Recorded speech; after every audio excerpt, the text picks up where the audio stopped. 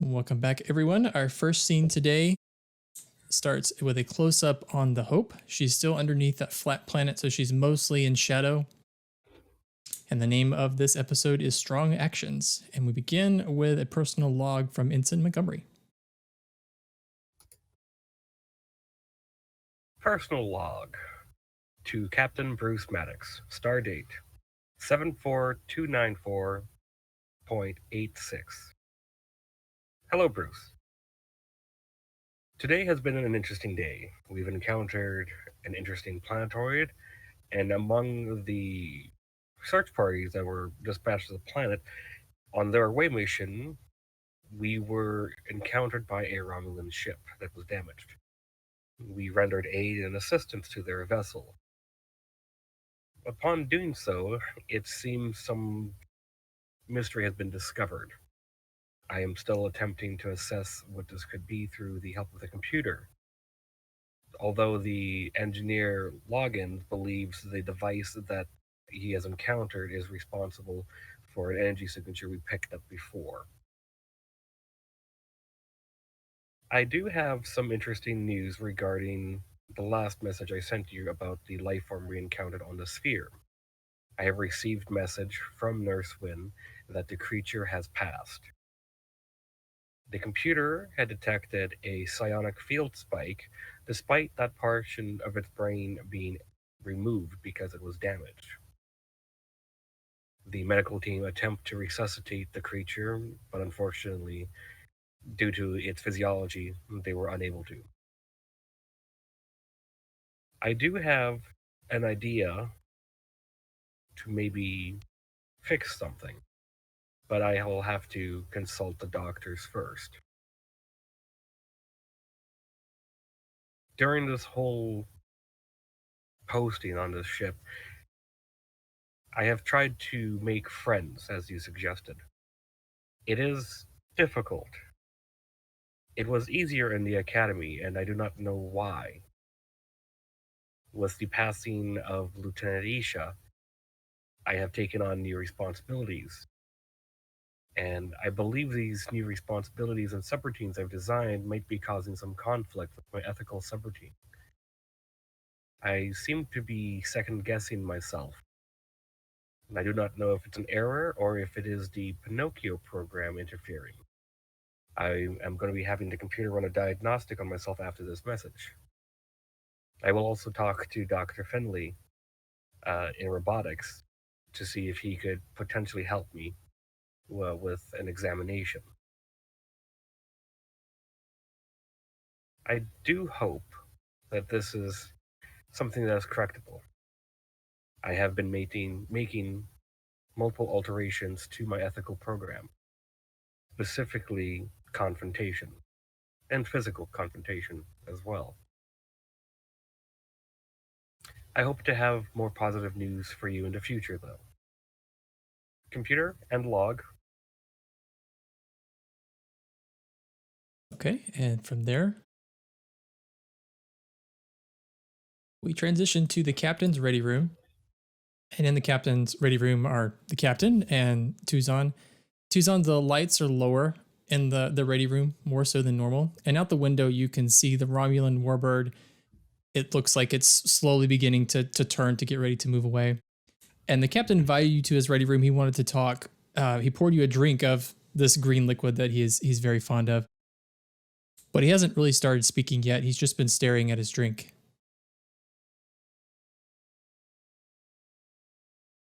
Is everything all right, sir? Oh, yes, Commander. I've been doing a lot of thinking since our guest left the ship. In particular, what Mr. Capere, what he said, it's been stuck with me. I don't really know why, but the comment he made that the Romulans felt they needed to deceive us in order to get our help, that otherwise they were not confident that we would have given them any assistance.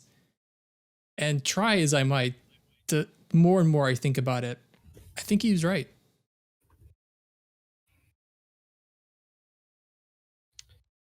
Starfleet is a very bureaucratic organization, as is the Federation. I can understand their concern.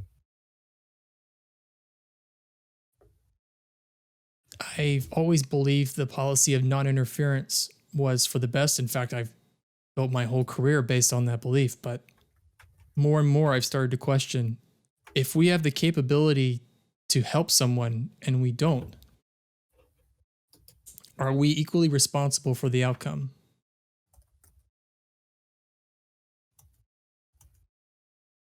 It's a good question, and perhaps one that is better left unknown.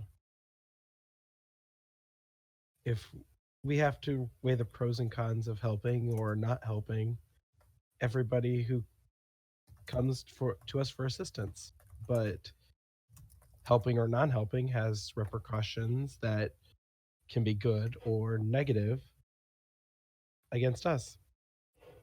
There's a lot of pieces on the chessboard. I know if they came to Starfleet through diplomatic channels and requested assistance, there is no way we would have helped the Romulan rebellion.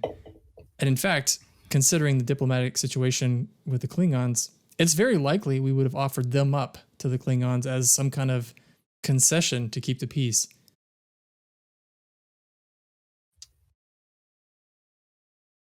That's a very distinct possibility. I've thought a lot about the beginning of my career during the Cardassian War and the Battle of Draconis, which you may not have ever even heard of, but was on the USS Bradbury. We had just defeated a small force of Cardassians, and it was possible if we had wanted to. We could have made a run to Bajor and maybe gotten some people out or caused problems for Tarek Nor, but we didn't. The orders were that we were not to interfere with the Bajoran situation. I've always felt that non-interference decision, well, it's never sat well with me. And now out here, it's made me question a lot of beliefs that I've really felt confident about over the years.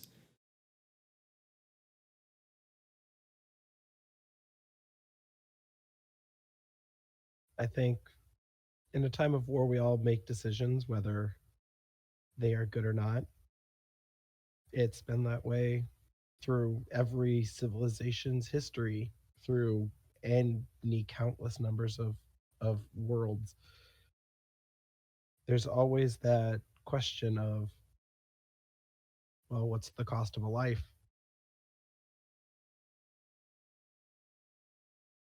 I remember my early days in the Starfleet Academy, one of my philosophy teachers, we had a long discussion about giving a replicator to a pre-warp society. The idea being, if we didn't tell them where it came from, but this replicator could cure all of their illnesses and solve all of their problems, would it be ethical to give that to them, knowing that it would change their entire society? The hypothetical discussions all seemed so simple when we weren't in it. But now looking out the window at that ship, that might be the Romulans. Now it's just one ship, but that might be their best hope for freedom.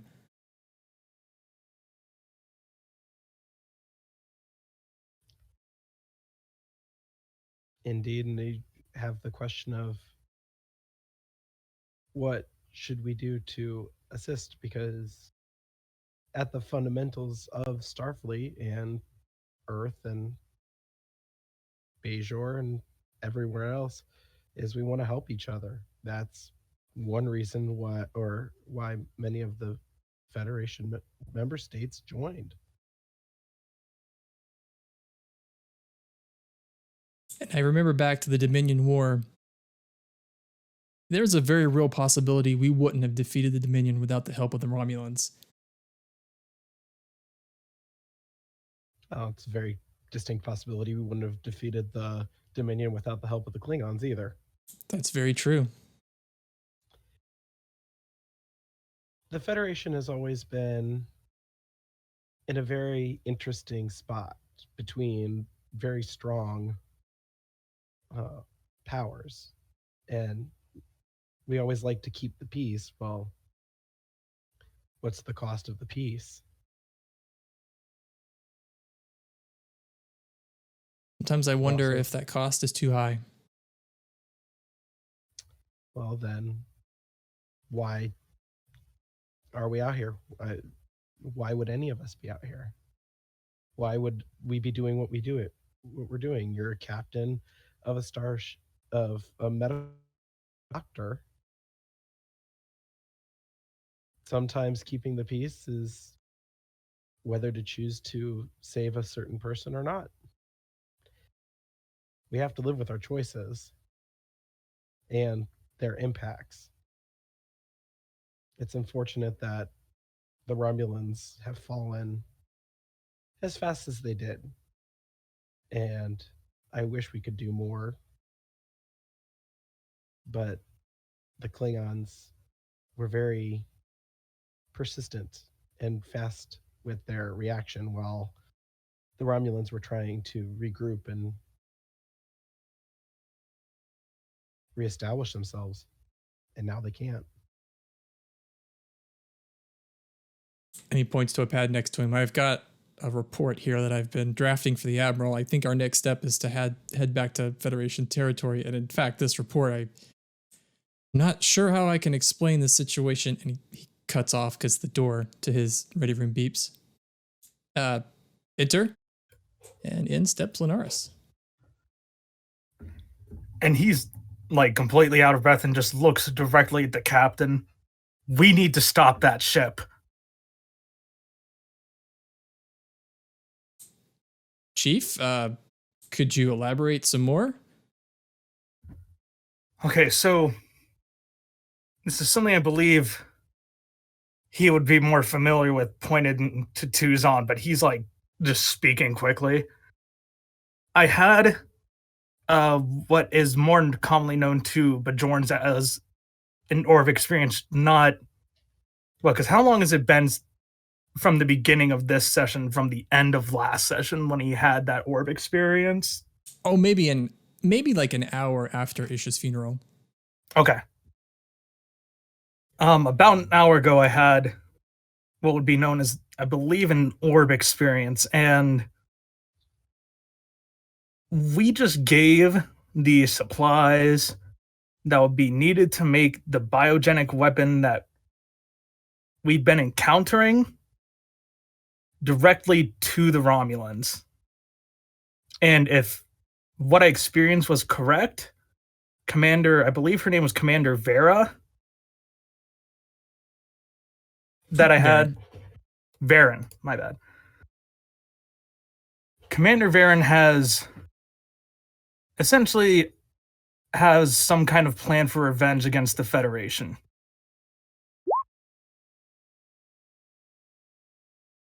Forgive me, Chief. It's been a long day.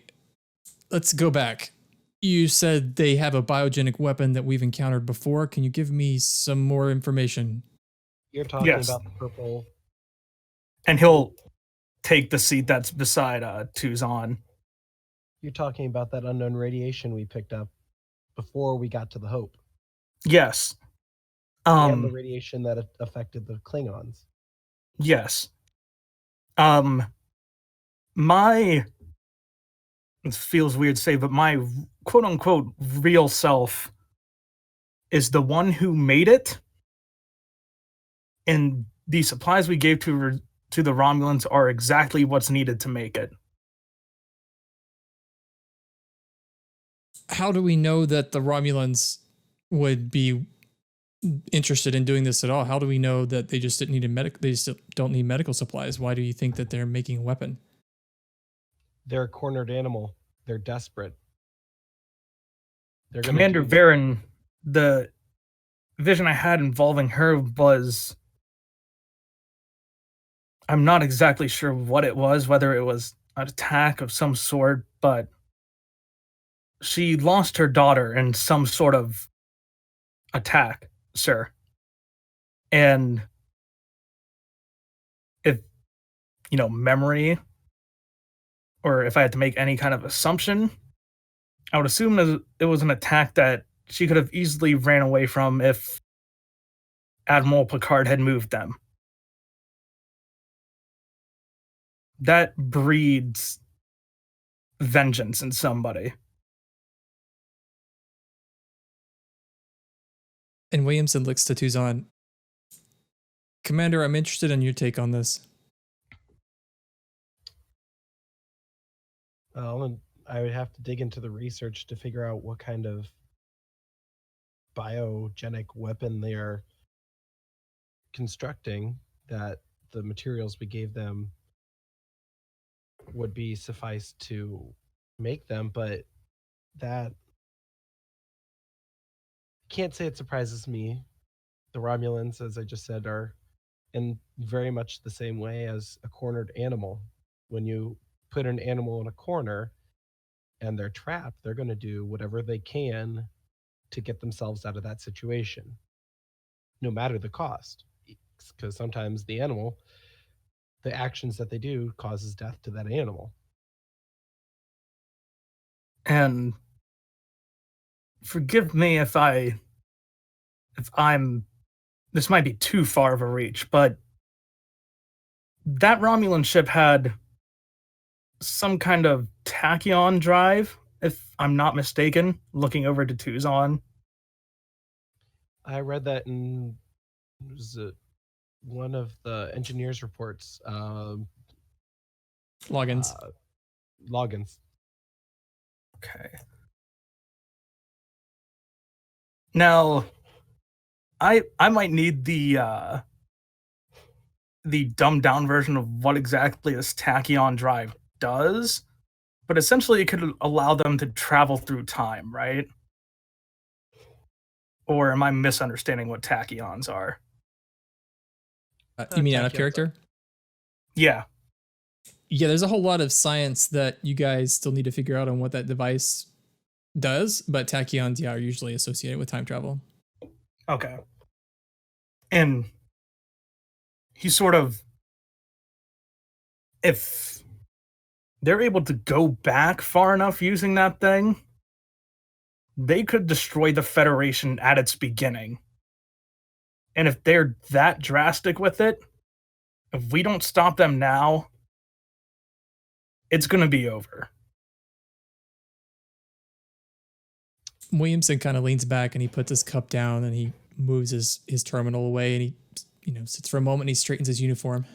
As Chief, I'm going to be very frank with you for a moment.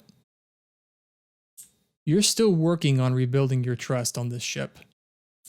You kidnapped someone and kept them in a box for 30 years, and you deceived all of us to your motives. Now, from what I can tell, your attendance with Starfleet is true. You are not, you yourself, your being has attended all the Starfleet requirements to serve on this vessel, which is the only reason that we are allowing you to continue your job. However, you deceived all of us. And I'm saying that because you've just come in here without any evidence making some pretty bold claims, and you're asking that we attack this vessel, and he points to the Romulan ship. That is a very big ask. I'm not necessarily asking to destroy the ship. I ask that we get those supplies off. Would you rather risk the lives of that Romulan ship or the possible amount of billions of the Federation?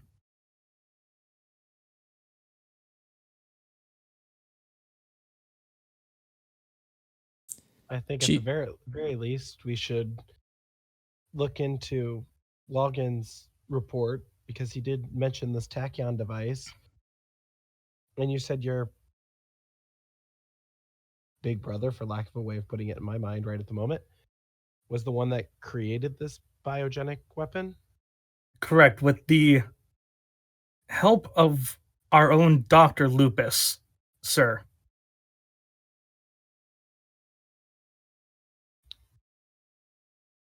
I say it's worth looking into. At the very least, we can either rule it out or make it this more factual. Before we can take action, we're going to need as much concrete evidence as you can provide. And he looks to the both of you. I can't just take you at your word yet, Chief. Like I said, you're still earning back that trust.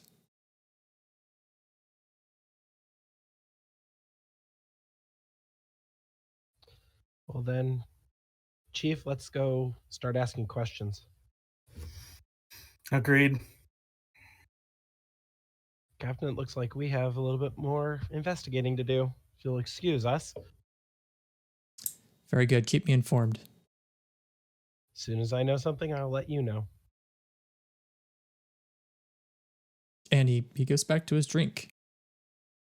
And then our next scene, we move to the lab where Monty is. And Monty, where we ended up last time was you had just gotten a notification back from the computer. The computer had matched like an 88% probable match from the tachyon device on the Romulan vessel to that distortion field that you guys found the Klingon vessel stuck in.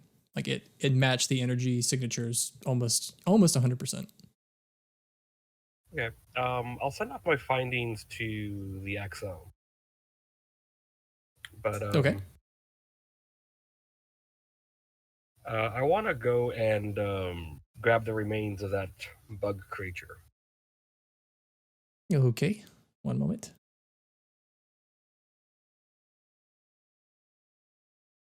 And for the ship too, are we keeping the particle generator labs since we're the modular laboratory?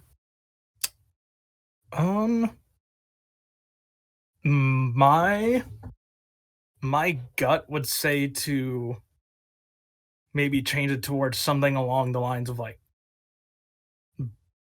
essentially biogenic weaponry, but that's on Lenars's request only, probably.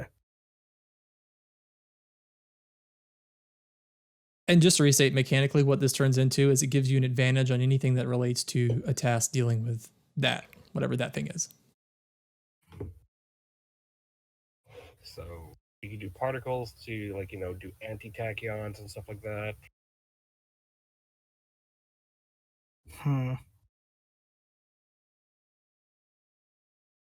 Yeah, for me, it's either we keep going with that or we do biogenic weaponry. But I think if we want to more stop this ship dead in the water than kill people, I think particle generation will probably be the best way to go. What about you, XO? What do you think?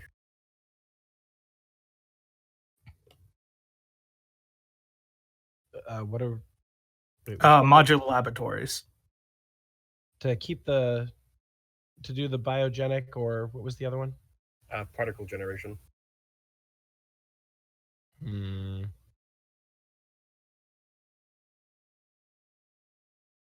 both have their uses in this. I feel like maybe particle generation's only because if we can, in a way, intercept the tachyon particles, we could possibly stop whatever they're doing. What about you, Talise? What do you say? I mean, particle generation seems like it would be the best choice, but it's unless we destroy or remove the device from the Romulans, it doesn't matter what we do.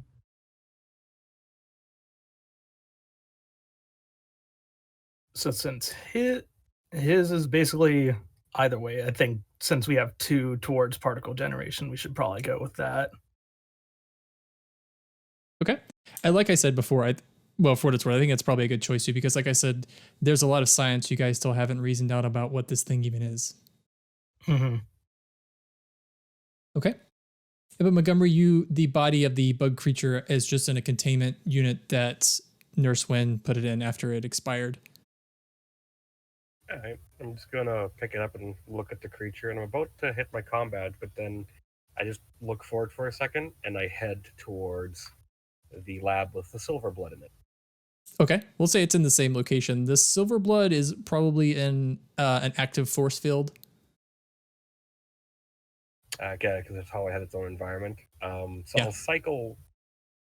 cycle through. So put a force field behind me, drop the force field in front of me, let the atmosphere come in, walk towards the silver blood, and I'm going to open the container and put it right next to the silver blood, and watch And for a moment. when you drop that force field that's around the silver blood, an alarm goes off on the computer and it says, "Warning, warning, vital containment system has been deactivated." Computer override authorization Montgomery Alpha Pi 7. What you would know, Montgomery, if this is a big deal or not to you, you could tell me, but you will know immediately that anyone at the operations console on the bridge, or like 8's console at the tactical station on the bridge, would certainly have been notified about this. Yeah, that's fine. She would have also seen that it was quickly authorized by Monty. So when you, 8 would probably send like a security officer down just to be on the safe side of things, but wouldn't send like a team down. okay. So Montgomery, when you put the bug next to the silver blood, are you actually putting them in contact or just in the same area? I'll put it in contact. So when the silver blood touches the bug creature, what happens is small, almost like threads of the silver blood pool, because it's just in a pool right now, it's not actually a shape, reach out towards the bug creature, and they reach contact with it, and they just maintain a connection. Like nothing happens to the silver pool itself apart from those threads touching it.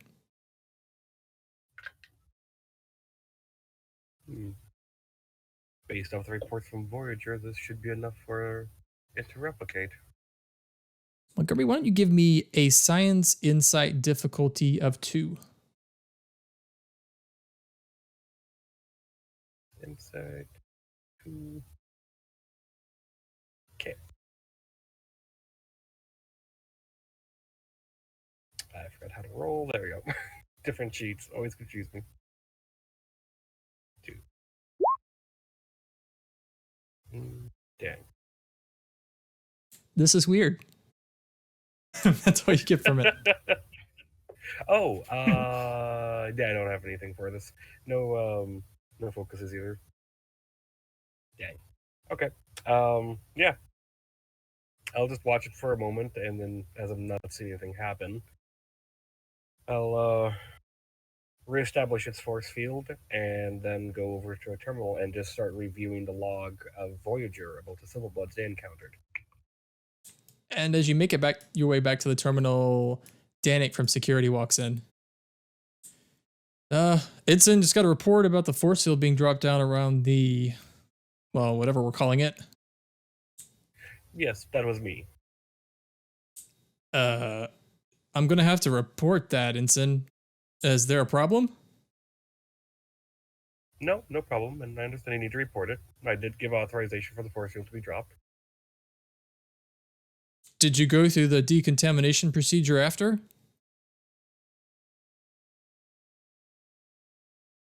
Did not. No.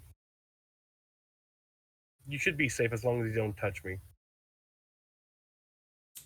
Oh, right. And then Monty will go and do the decon. Okay, sir. Well, so long as you know what you're doing, I'll go back to my station. I'll report back to the bridge. Understood. And he kind of gives you a sideways glance as he walks out the door.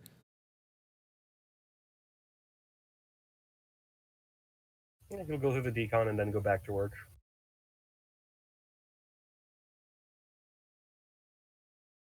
So Montgomery, you said you were going to access some logs. Tell me what you're looking for here. Specifically, the sample size that Janeway gave to the Silver Bloods.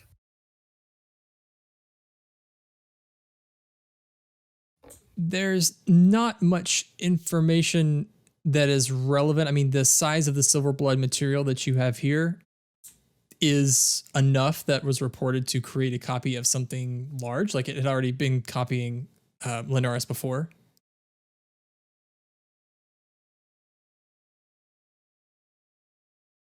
Okay.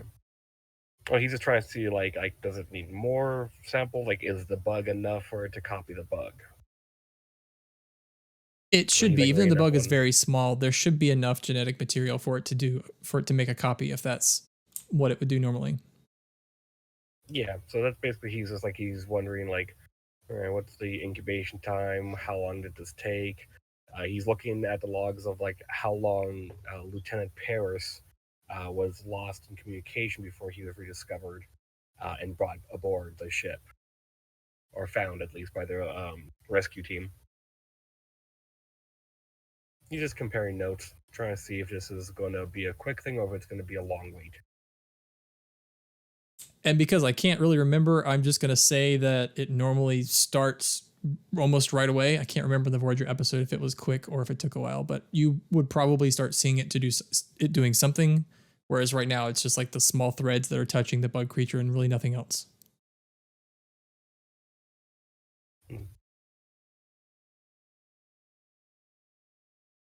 All right. Well, he will set up a program just to monitor it and give him updates every 10 minutes. Visual updates just to see if anything changes. But Montgomery would easily remember this. This is just a memory recall for him. That on the ship where you found the bug creature and you found this silver blood stuff, they had a long column like of silver blood material. Like it was like the top of the ship down the ship. It was like a column full of this silver blood stuff. And this is only a part of what you were able to extract. Yeah. But it was just floating there in the ship.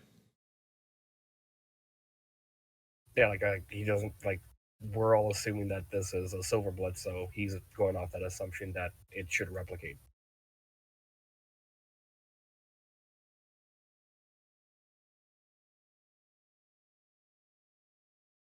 Are there any other avenues that Montgomery would be going down at this time? Short from putting his hand inside of that thing, no. Okay.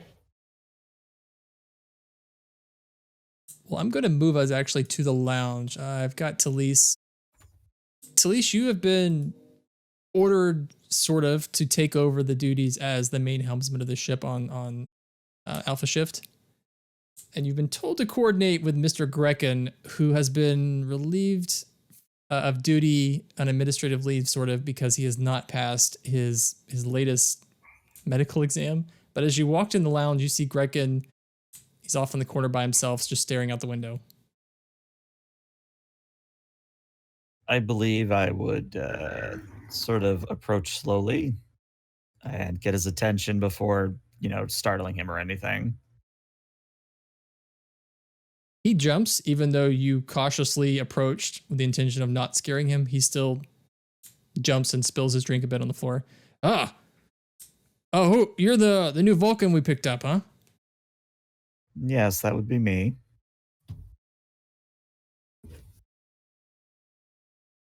Well, I guess you're taking over my job now, huh? It is my understanding that as soon as you once again pass your medical exams, you will be cleared for full duty again. Yeah, between you and me, every time I close my eyes, I just see Lovely disintegrating. It is not logical for you to dwell on such things. They were out of your control. Yeah. Well, let me tell you something, Miss Vulcan. Not everybody's logical. No, you are a Tellarite, which is extremely odd. Usually a Tellarite would have some sort of a quip or an insult. You have none. I can see perhaps why you have been failing your medical exams. Well, the two people in question are, they were two people I looked up to, and in a way, Lieutenant Isha, she is a little bit more headstrong than I was accustomed to, and then of course Lovely was even more so, but I didn't see any of that coming. From what I have gathered, no one saw it coming. And he motions out to the Romulan ship that's still slowly moving away. They're in no hurry. So you were on that monster, huh? Yes, what is the expression? Hitched a ride?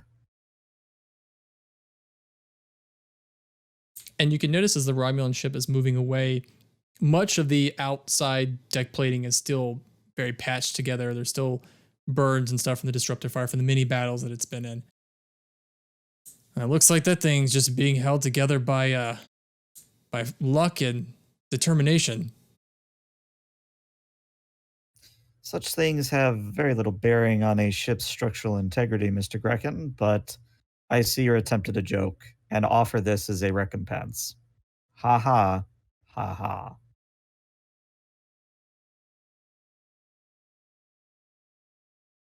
Well, I once met a Vulcan on I once met a Romulan on Deep Space Nine. She was something. I can never get over the ears though. They looked really funny on their. Oh, sorry, forgot you have the same ears. Does not bother me. More to the point, Mr. Grecken, I'm here to coordinate duties with the helm operation of the ship. Is there anything I should know? Yeah, the port thrusters were never really what they should be. Every time we tried to make a turn, I always had to compensate. I see.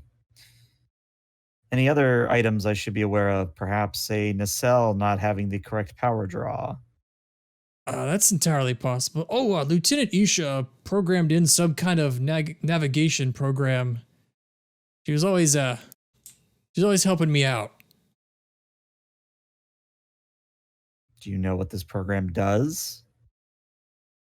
I probably should, but I don't. I see. Perhaps it is best then that we do not activate it until we know what it does. Yeah. I'm sure you'll take care of all that. You seem very thorough, very, very serious. Sensing that she's not getting anywhere, Talise just sort of nods her head and says, "Very well, Mr. Grecken, I will leave you to your stargazing." Oh yeah, I know. Just let me know if you need any advice on crashing a shuttle or anything like that. That's really what I'm good at. She does that Vulcan eyebrow raise, but otherwise just departs silently. At Tuzon and Linares, where would you guys be? Most likely calling a meeting between all the parties that are involved with this Okay. interesting find. So logins, probably Monday as well, since he was there.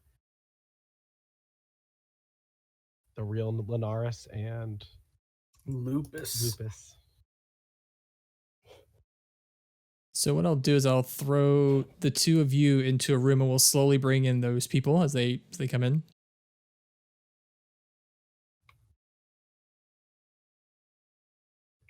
Too many tokens.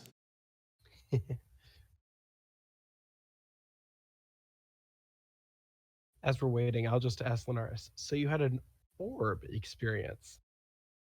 Yep. Strange considering you're not a Bajoran, but not completely unheard of. Because Captain Cisco of Deep Space Nine had one, didn't he? He did, although we kind of considered him a special case.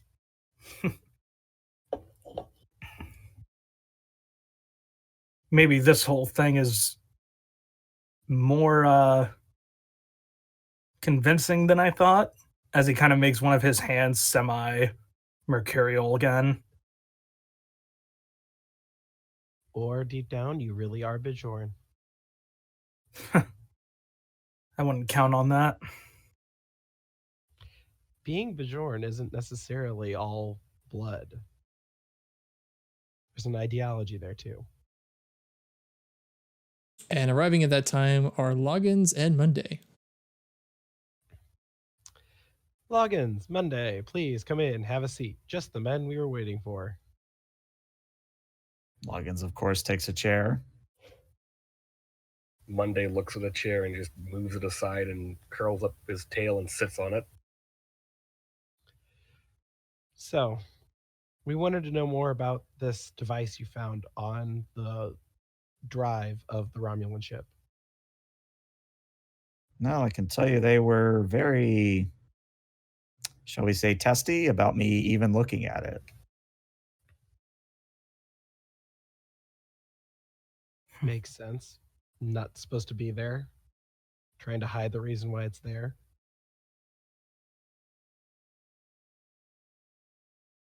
Monday, what do you think about it?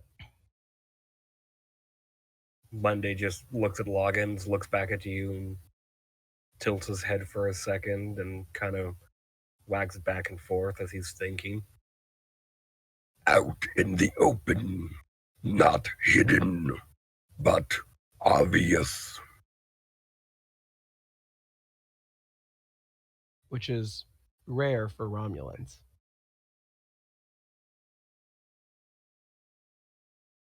Using your best engineering guess, what do you think this could be used for? If I had to put it in simple terms, it would create something like a wormhole, or at least some form of tunneling that is not usually found on a Romulan starship. I agree. It has been theorized that the black hole could be given enough power to reconstitute an other end. Are we thinking possibility of time travel, or are you thinking jump across space but keep in the same time? Both are theoretically possible. Without actually getting to study the device, though, I don't think I really can give a definitive answer. It's understandable. We have a possibility that we just gave the Romulans exactly what they needed to destroy the Federation. Wonderful. Yep, that's kind of about how I feel about it. Just great. And at this point walks in Lupus, just as you're talking about destroying the Federation. He says, of course, it's always something. How can I save you now? What do you need? I have work to do. Well, this is actually a question about work you did. Let me guess, another question about my competence and my credentials. Used to it by you.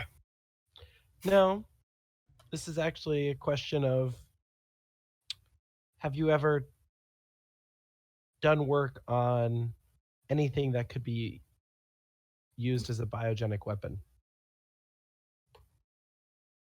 He sits back in his chair and he looks at you, Linaris, and then he looks back to Tuzon. Well, under the right circumstance, anything could be used as a weapon, I suppose. Monday just grins at him. At this point, Linaris will sort of take over and he'll actually kind of get up and move it a little bit closer. Because Lupus is on the far end of the table, as far away from you guys as he could possibly sit. And he has his arms crossed. He looks very, very irritated to be here. I'm going to get closer just to try and irritate him a little more. And it's like, you used to work for the Maquis. Trust me when I say that I know. And he kind of looks past you, Linaris, and straight to Tuzon. Very uncomfortable having a conversation with this thing, which in my mind is nothing better than a criminal stowaway on our ship. I can't even imagine why it's allowed to sit here in this room with us and take the form of a Starfleet officer. I don't see any reason to answer your questions. He says that to you, Linaris. Well, then consider it coming from me. So you're asking me many years ago if I may have helped the Bajorans? Why, yes, I've helped many people in my career. I'm not ashamed of any of it. No. helping people is an honorable thing to do. I'm going to, on the screen behind him, pull up the list of the materials we gave to the Romulans. Based off the information that we have received through some uncanny means, but we're exploring them as a possibility because of the repercussions that they could have. Using these materials that are here, the research that you did when you were the Maquis, could this be used to create a biogenic weapon? Well, these ingredients could be used to do all sorts of things. Tuzon, if you could give me a command insight difficulty of, let's see, difficulty of 1. Can I assist? Because I know for a fact he's full of shit.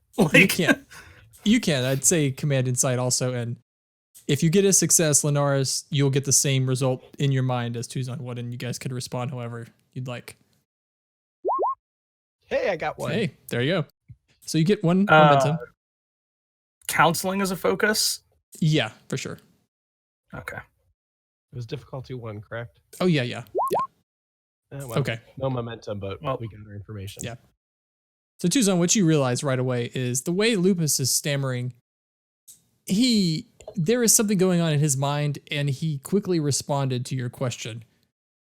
So there's definitely more information that he is not sharing with you. Doctor, we are not attacking your merits. We are not here to say that pass judgment on what you did in the past. But based off what Monday and Loggins here found on the ship and the information that Linares here received in orb experience, which for Bajorans are decently credible, and the information that coincides with it, as I can already tell you were holding back.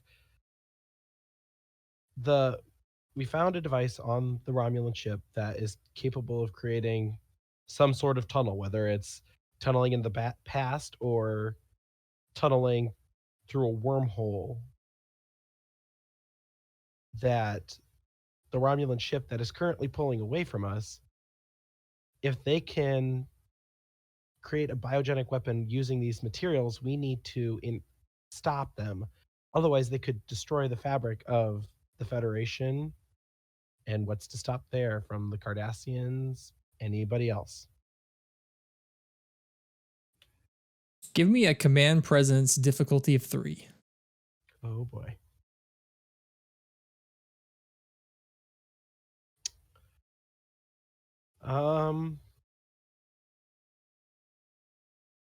I doubt I could get any of my focuses to work. I'm going to burn my determination. I'd say your focus on genetics, because you know what you're talking about, essentially. Mm-hmm. Alrighty. And maybe I won't burn my determination quite yet, but I will give you.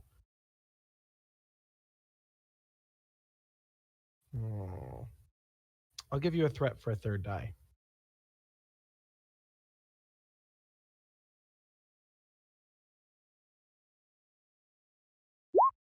Oh, God.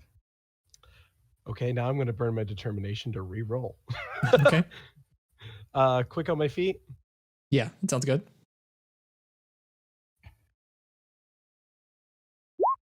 That's much better. That's a good spin of a determination. 1 momentum, I believe you get from that. Lupus takes a deep breath.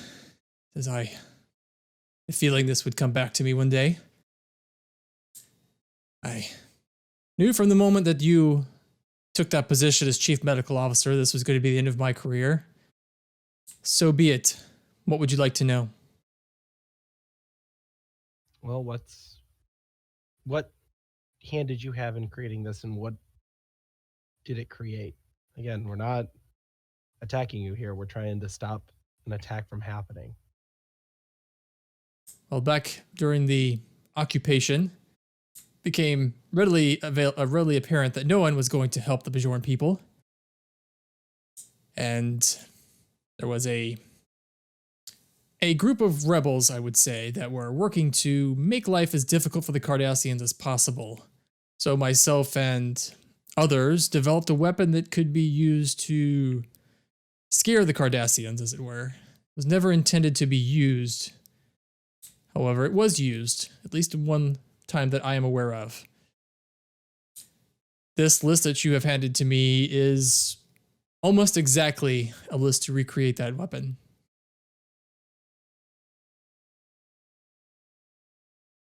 What are the effects of the weapon? Well, for the most part, the idea was it would be a deterrent. It would not be lethal in all occasions. It was designed to spread throughout a biome and create a mutation, if you will, on subjects that would make them, let's say, difficult to deal with, to put it lightly. It was curable, of course. It was very curable, which was the idea. But there was only a short window. The purpose behind this weapon, I have to say, was never to be used. It was a deterrent. But yet it was used anyway. And if my orb experience was correct by my original on your people,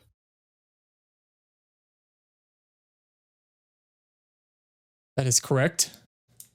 Which was when I divorced myself from the entire affair. I left the rebellion and went back to my work. I am a healer. I was appalled by the loss of life. The weapon was deployed and no vaccine was given, and the subjects, or the victims, I should say, were left to die rather terribly. We always hate to hear that our research can be used in a negative way, unfortunately. Like you said, a lot of things can be weaponized. And walking through the door is the real Linares. Ah, Linares, the man of the hour, please have a seat. And he walks down the chairs, like down the road towards the end, and he's looking at everyone, and he gives a very long glance at you, the other Linares, and he sits at the head of the table. And Lupus is very visibly withdrawn at this point. His original emotions as he came in, he was obviously very cocky, very upset. This was very irritating to him. He's now withdrawn. He looks very sheepish, very actually a look of a shame. And he's not really like meeting the glance of any of you guys. He's looking away.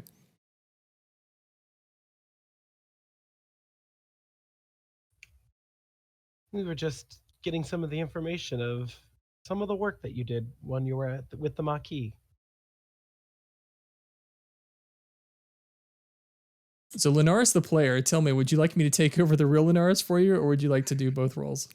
I'm gonna let you play the real one for now. Okay. And the real Linares looks at you, Tuzan. This is very strange. I don't exactly like being in the room with that thing.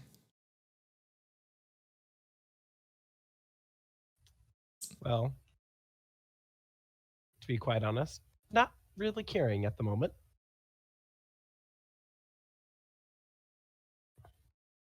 What is it that you want from me? It seems like our Romulan friends out there got a hold of some old research that you and the good doctor here were doing during your time at the Maquis.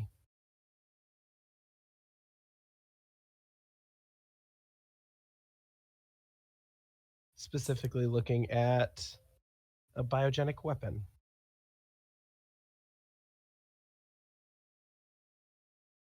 Well, good for them.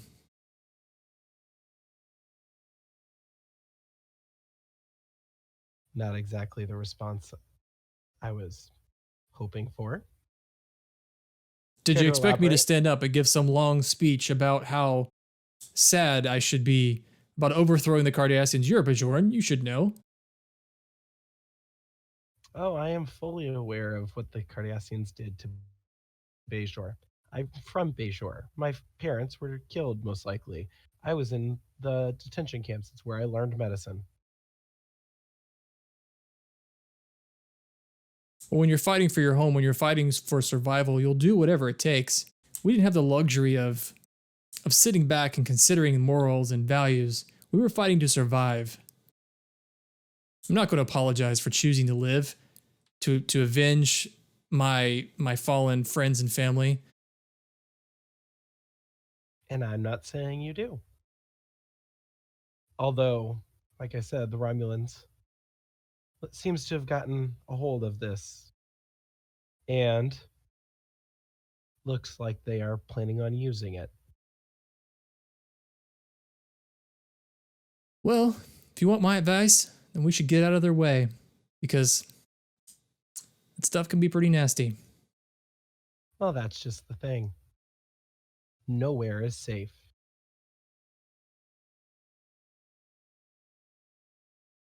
So you want me to sit in a room with a thing, and he points to you, Lenaris, a thing that kept me in captivity in a box, the fear for my life every day. You want me to sit in the room with him while you talk about some moral high ground you have on something else?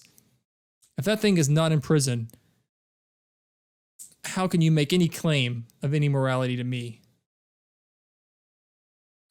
Well, as of right now, all we have are his merits. We know nothing about you.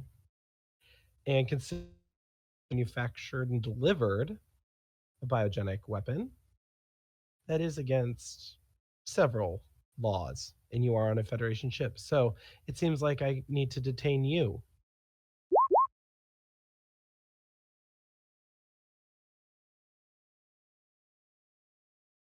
So I would stop overstepping who should be in jail cell.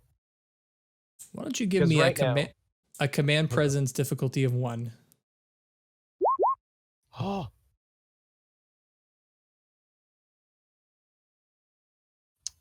And I doubt any of my focuses work here. I don't think so. Survival. Not yet.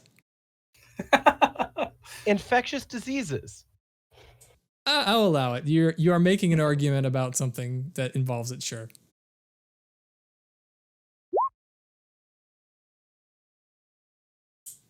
I'll take And it. Lenaris, he looks nervously, like he looks back at Loggins, and Loggins, how are you responding in this situation? How are you feeling? As I said, I've whispered to Monday, we're in the danger zone now, buddy. I feel like we are literally surrounded by predators. I should have looked at my talents. I have doctor's orders. That would have been a crit. But yeah, Loggins definitely feels out of his depth because, he's just an engineer. He's not supposed to be dealing with interpersonal conflict. That's why he's an engineer and not command. What Lenaris, you can tell that the real Lenaris, what he's trying to do is he's trying to look for an ally. Like he's looking at you, Loggins, as he's saying things to Tuzan, as if to see if you'll back him up. Like you're not also equally judging him for something else. He says, okay. What do you want from me? This, from what I understand, I'm a little out of place, but this all happened 30 years ago. What do you want? You want to throw me in jail? You want to throw me in a box? When is the punishment over? When have I served my sentence for some crime that you've judged me for? Monday is just gonna look at him. Grow a pair. Can I leave, first officer? Yes, Loggins Monday, you are free to go. Thank you for your information. Loggins makes a very hasty exit, perhaps too hasty, to the point that his chair falls over as he leaves. Monday looks at the fallen over chair and looks at the real Lenaris, Pick that up when you leave. and he gets up.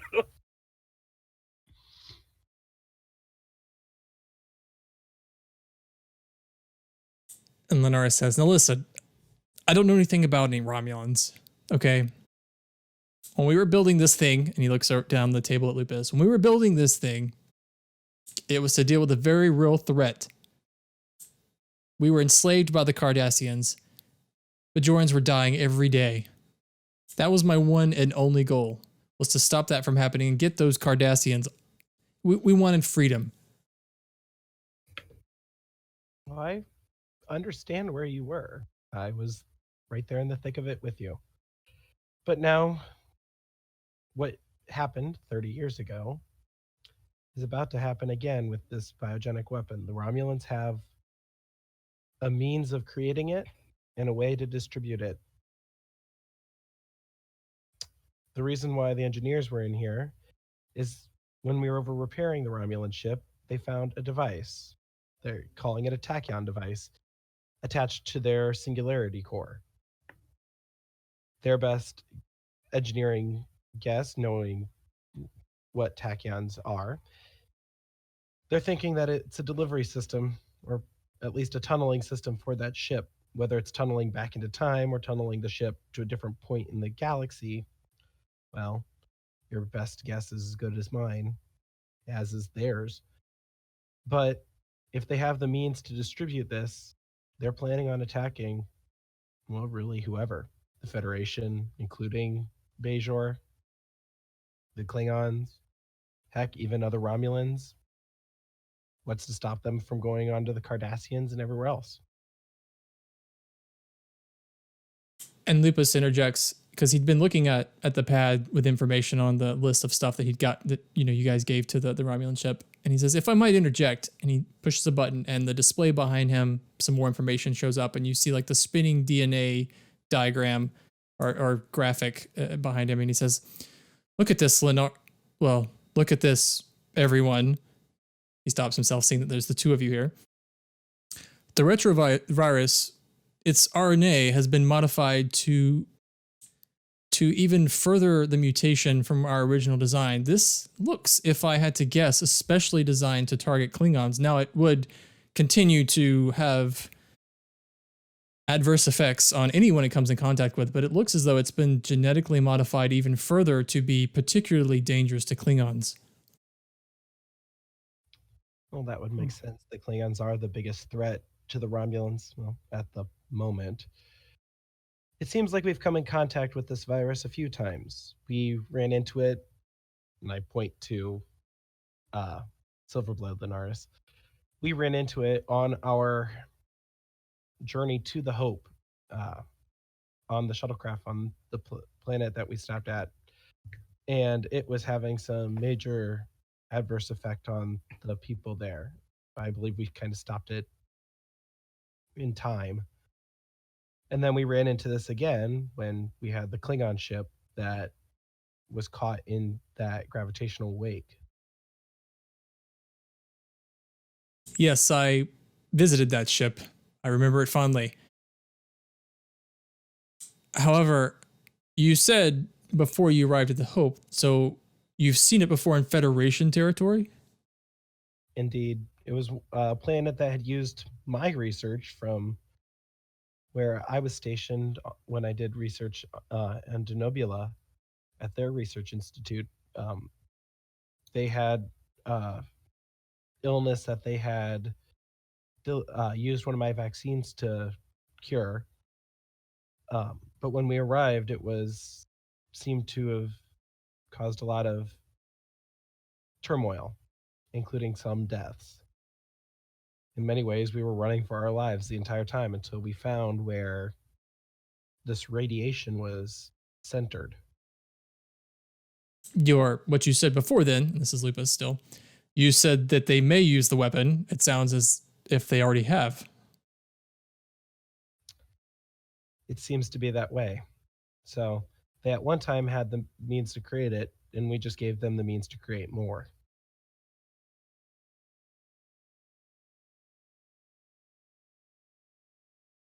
So now our task is either stopping the Romulans from creating more and delivering it. And if we fail in that, I think our second best shot is to create an antivirus.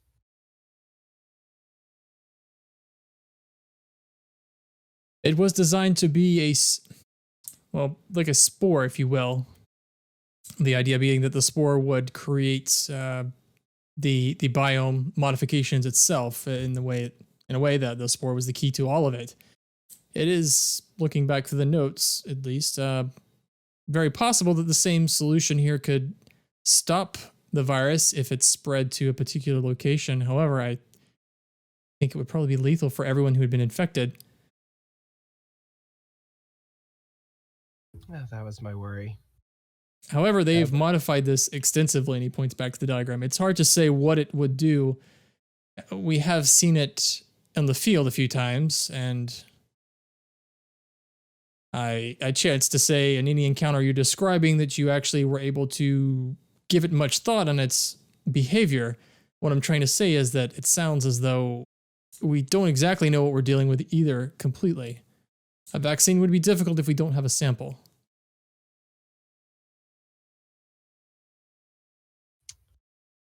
Right. I'm trying, out of character, I'm trying to think, did we take any samples from the Klingon ship? I mean, I think Isha would have taken some as part of the away mission, yeah. Monty had samples embedded in them, which had to come back to the ship. So at least they were in the biofilter, so we could run that information, and we have the samples. And the real Linares says to Lupus, Lupus, you're getting this all wrong. Remember, this was designed to be a fast-acting mutation. We're not talking about something that a vaccine could be distributed through. This is something designed to run its course very quickly. Our estimates were hours at most. From what I recall, the Federation colony, it was several days, but the radiation source was several miles outside of the colony, so that could have been why it took several days. And Lupus says, and Commander, you mentioned that the inhabitants were vaccinated off of something that you had created. Perhaps that was a step in slowing down the mutation process. It's a good jumping off point. So at this point, I think we need to try to stop the Romulans.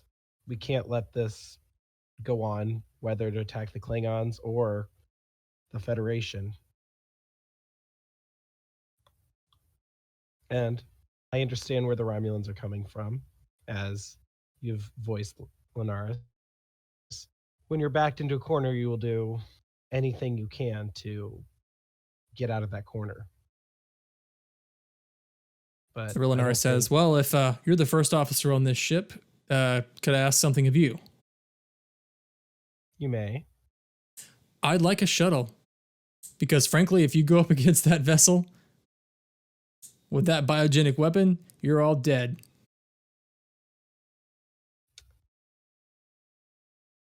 I can see what I can do. I can't grant anything without going through the captain, although we're this far away in Romulan Klingon space. A Federation shuttle doesn't stand much of a chance either. Well, considering what I've seen of the generosity of this vessel, he looks down at you, Linares, I think I'd like to take my chances, especially if you're going up against that, and he points out the window. Well, I'll run it by the captain. Like I said, I can't guarantee anything. But at the moment, I would like to task everyone in here with the possibility of creating an antivirus. We should have samples, and looking back through the logs, we had samples from Montgomery, and Isha had taken some samples. And they should actually be in the biofilter. Or at least the information should be in the biofilter from that mission to the Klingon ship. Meaning, we actually have the information, at least some of the information needed.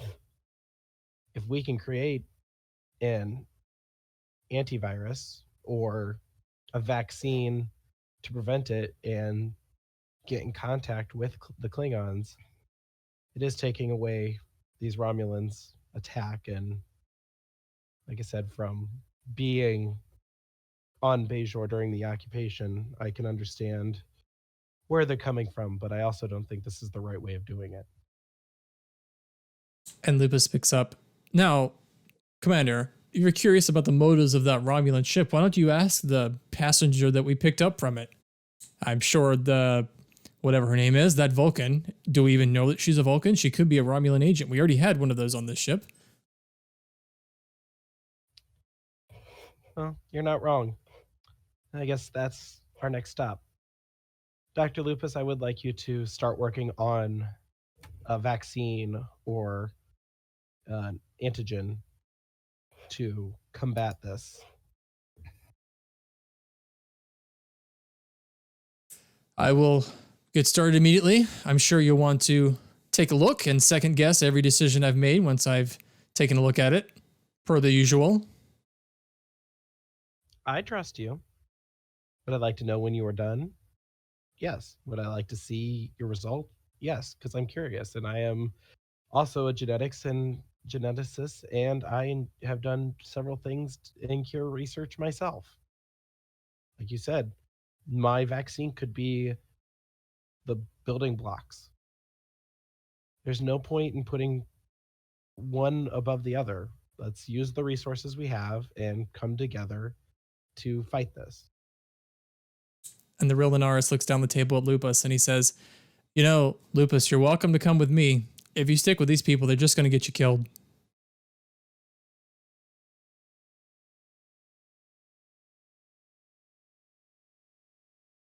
Because you think that Romulan ship went through the trouble of making this thing and modifying it to do whatever it's going to do to the Klingons, and they're just going to sit by and let you send a vaccine to the Klingons? You think they're going to let that happen? No, I don't.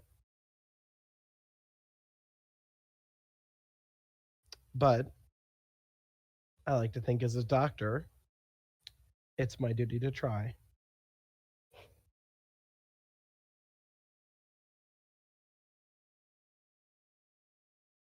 He says, yeah, well, that's Starfleet idealism. Hey, maybe it'll save you.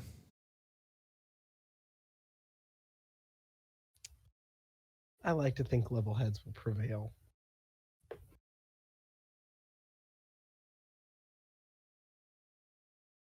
I look down the table to Lupus.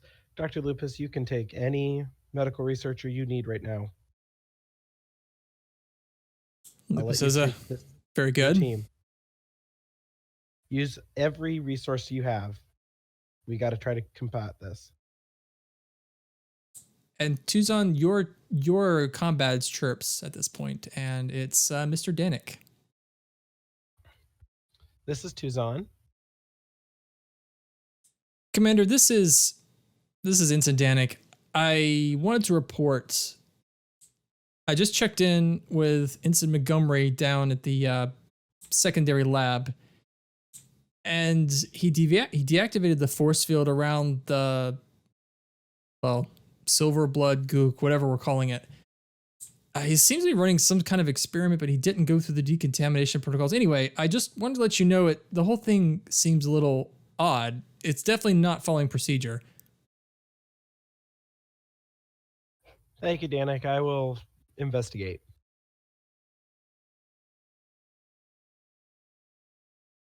All right.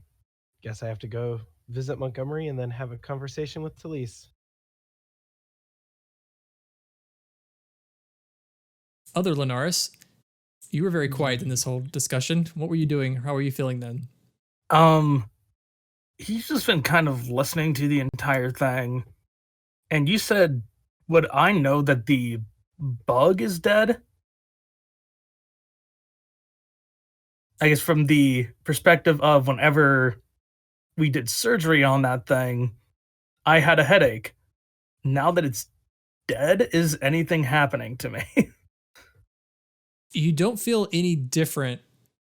I'm trying to think. In the amount of time that's passed, the information wouldn't be hidden, but I think you probably had enough on your mind that you might not have thought about it to like check in or reading the reports. So you probably don't know yet. Got it.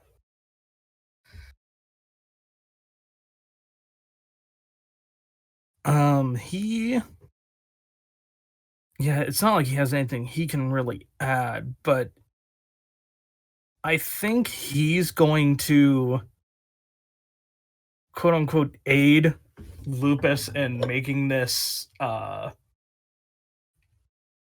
antitoxin, anti-vaccine, whatever the hell, because part of him still mistrusts him. So he's going to be there with him. Okay.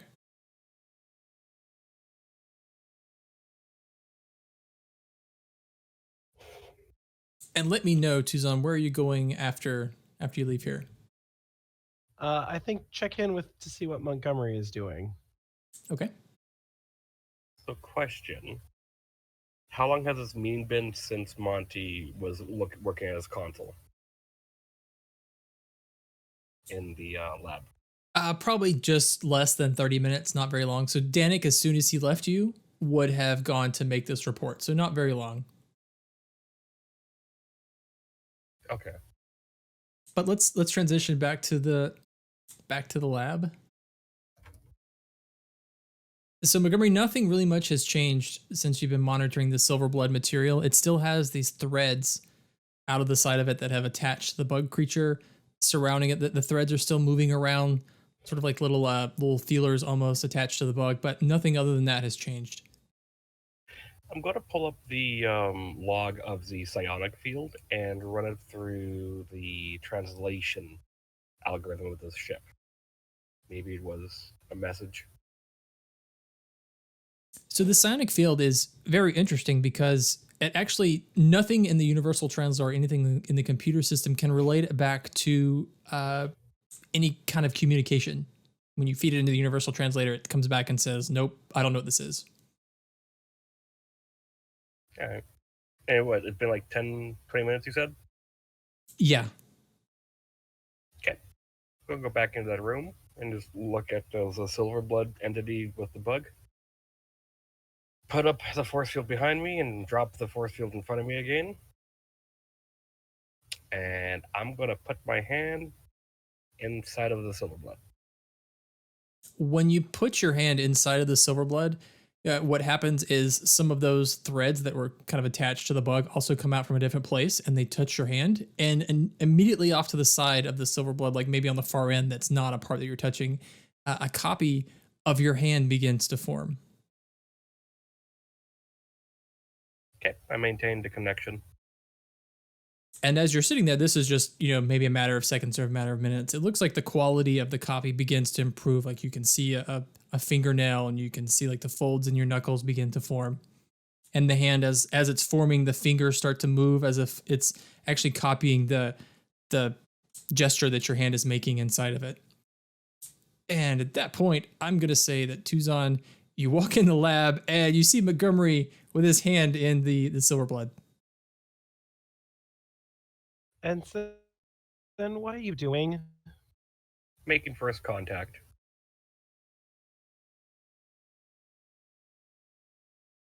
What? Do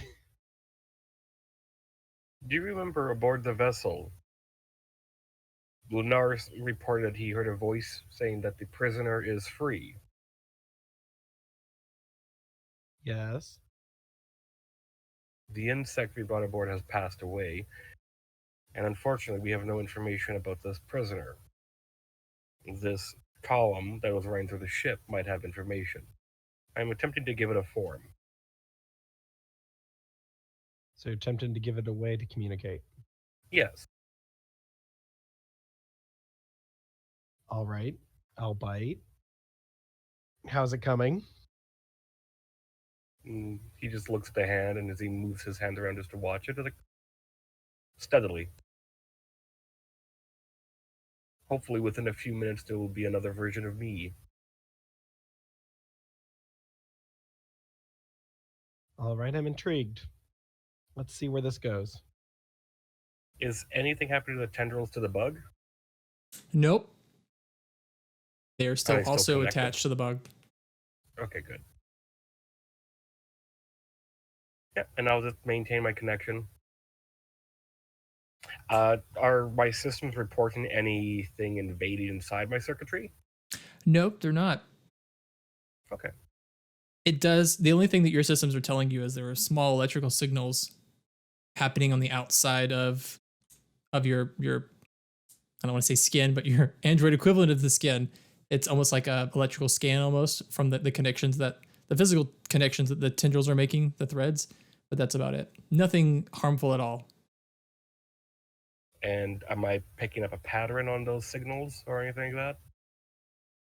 You are not, at least nothing that you've seen before. Okay. So yeah, I will Tuzon, why don't you give me a medicine reason difficulty of 3? Medicine, reason. Would any of my focuses apply? Yes, and if you succeed, I'll tell you which one. All right. I really hate to give you another threat, but I have bold medicine, so I'll give you a threat for a 3rd die. Kind of second guessing taking that talent. What in the... Oh dear. What? As this happens, Monty's just gonna say, "Computer, play Eine Kleine, not music, piano solo." I mean, I can re-roll the 1. Oh, I have 2 successes. I still have a It's complication. As far as the complication, would you like me to keep it, or do you want me to take some threat for it? Oh, I say keep it. I say keep it. I'll say keep it. Gosh, that means I actually have to think of one.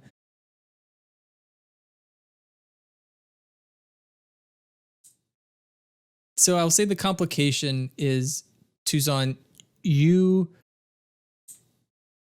are not you are interested in the problem that Montgomery is going through, and you've forgotten about any kind of contamination protocol that might.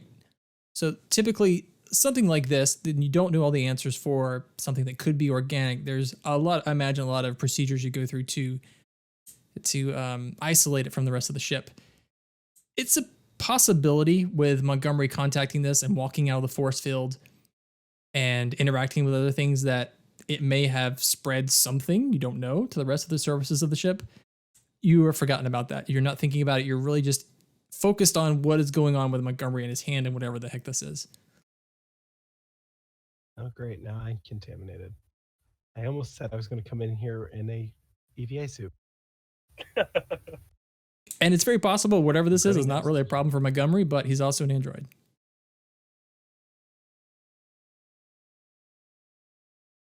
Little Tuzons running around.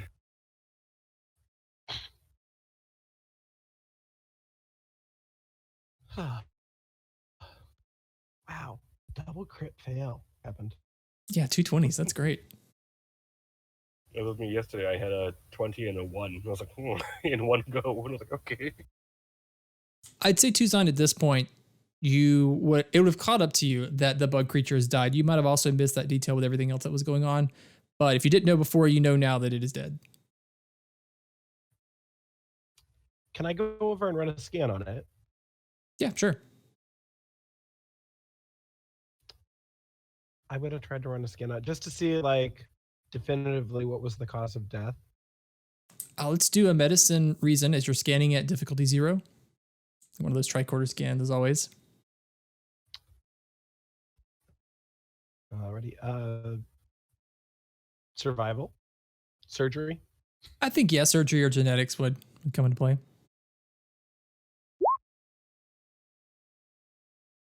Yeah, so the cause of death was just mostly trauma. You remember when you took it off of that ship, all of the other bugs had died, and it was the only one that had survived. So it had already undergone a lot of trauma, and then you guys removed a large portion of its brain that was dealing with something to do with its communication centers.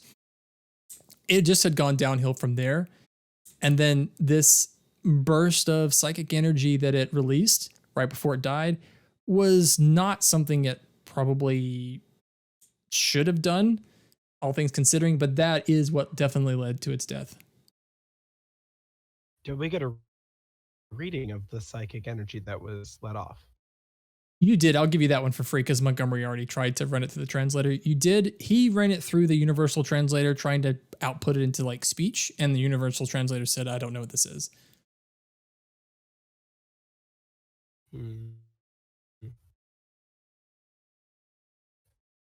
As kinda a wanna oh, go ahead. I was gonna say, I just kinda wanna see if, it matches any of the, um, psychic waves of any of the known, um, empaths or telepaths that we see if anybody on the station or on the ship would have gotten kind of received that message. Around the time where this happened, Nurse Wen, who was in the holodeck at Isha's service, did report a bit of illness.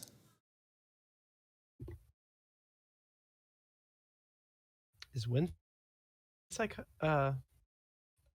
Her species psych? has what I've called exclusive telepathy, which means they can communicate telepathically only with members of their own species.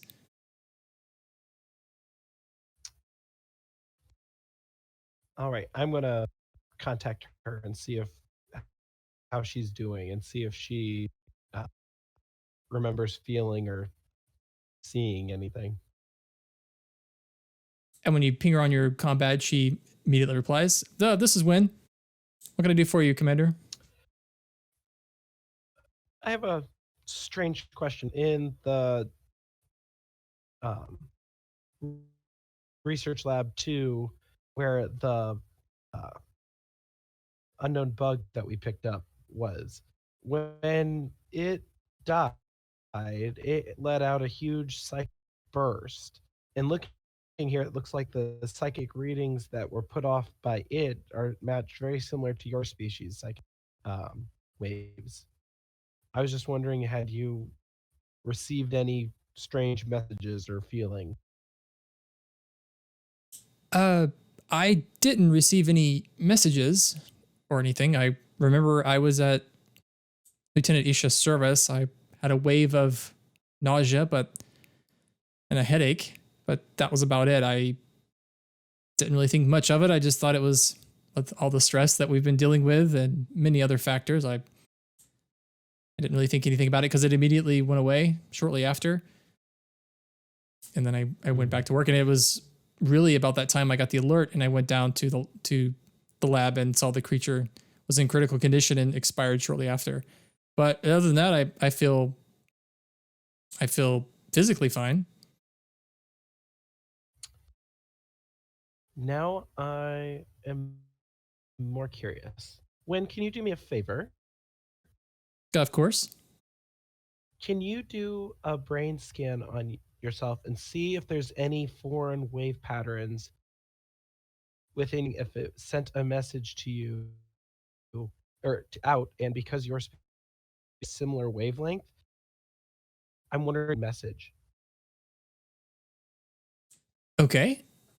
Is there anything in particular I should look for when it comes to a message buried in my mind? Am I going to suddenly get homicidal feelings or anything like that I should be worried about?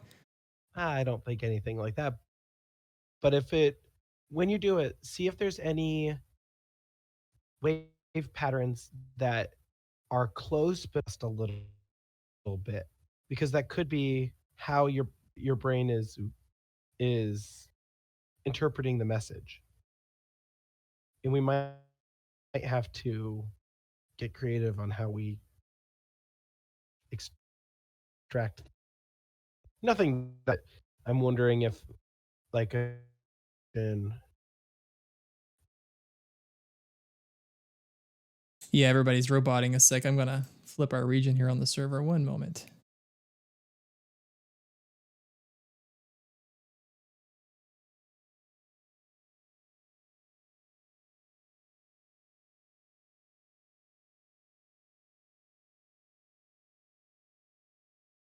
So is everybody still with me? Hopefully this is better. I'm I mean, here. it's working so far. Cool. Sounds okay for now. Okay. And then Wen replies that she'll get started on that scan right away. Great. Keep me informed. I turn around. Blood.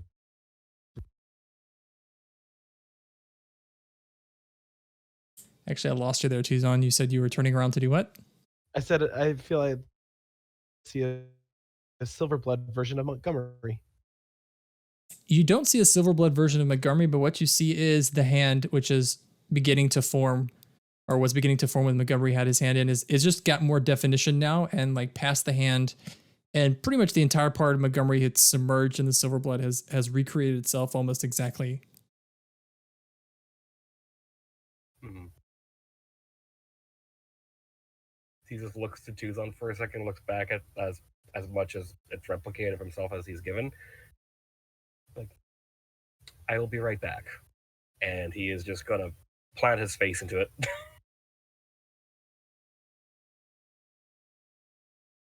Well, no one can say you didn't put your head into your thought.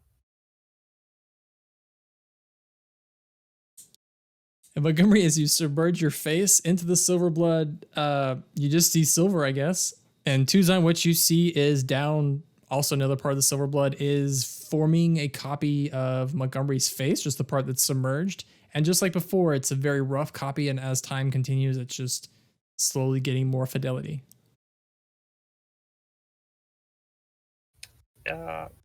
There's enough to fill up a suit, if I remember correctly, right? Yeah. Yeah, I'm just gonna put as much of myself as I can into it.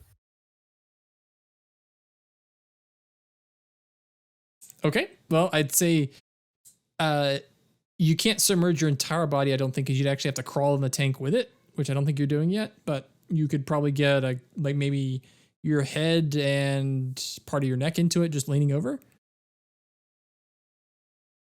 No, if we're replicating Monty, we're doing the full kit and caboodle. He's going in. What are you doing with the bug? Because if you're turning this into a tub, the bug is still in the tub with you. I'll hold on to because it's in a cap. The capsule lid's open, so I'll just hold on to that with my other hand, just keep it afloat, so it doesn't fall off or get mushed by accident. Montgomery, you notice as you've pulled you have to adjust yourself to crawl into this thing. As you move your hand out, the hand that was submerged, the hand that was at the other side of the Silverblood that was forming just collapses. It just goes bloop and turns back into just straight Silverblood stuff.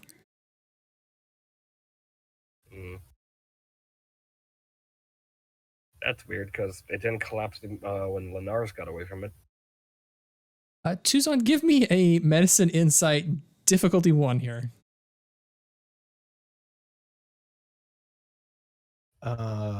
Any focuses?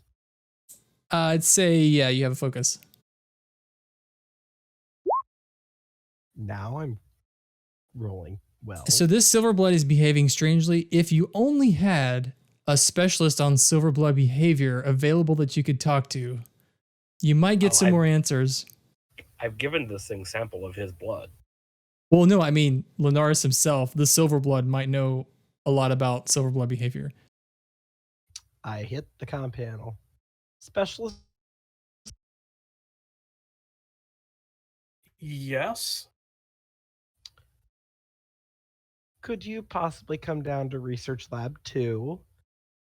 I need special input that only you can give. At this point, am I in that lab with Lupus, or is that not transpired yet? I think you guys would have just made it down to the lab. If you don't want to go here, we can transition to the next scene with you two working. You could interrupt your work with Lupus and come here instead.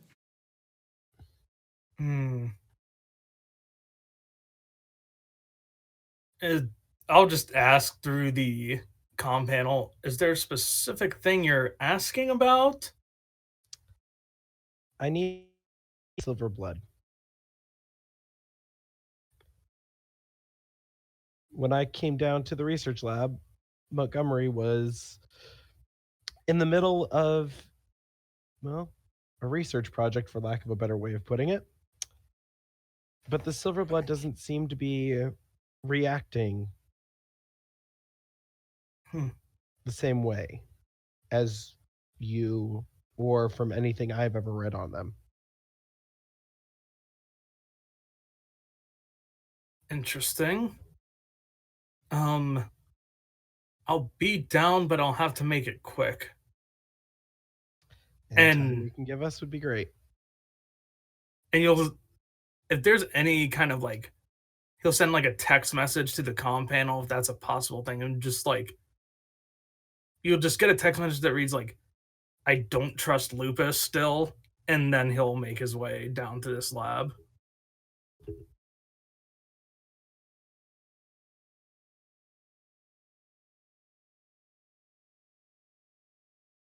Actually, let's transition to the bridge while this is happening, while Linares is making his way down there. So, Talise, you have taken your station back on the bridge. And I've also got 8 of 13 there in the captain. As you're looking through the navigational systems, Talise, you can see that Grecken's configuration for this panel was really, really strange. Like, are we talking the controls are inverted and backwards, or?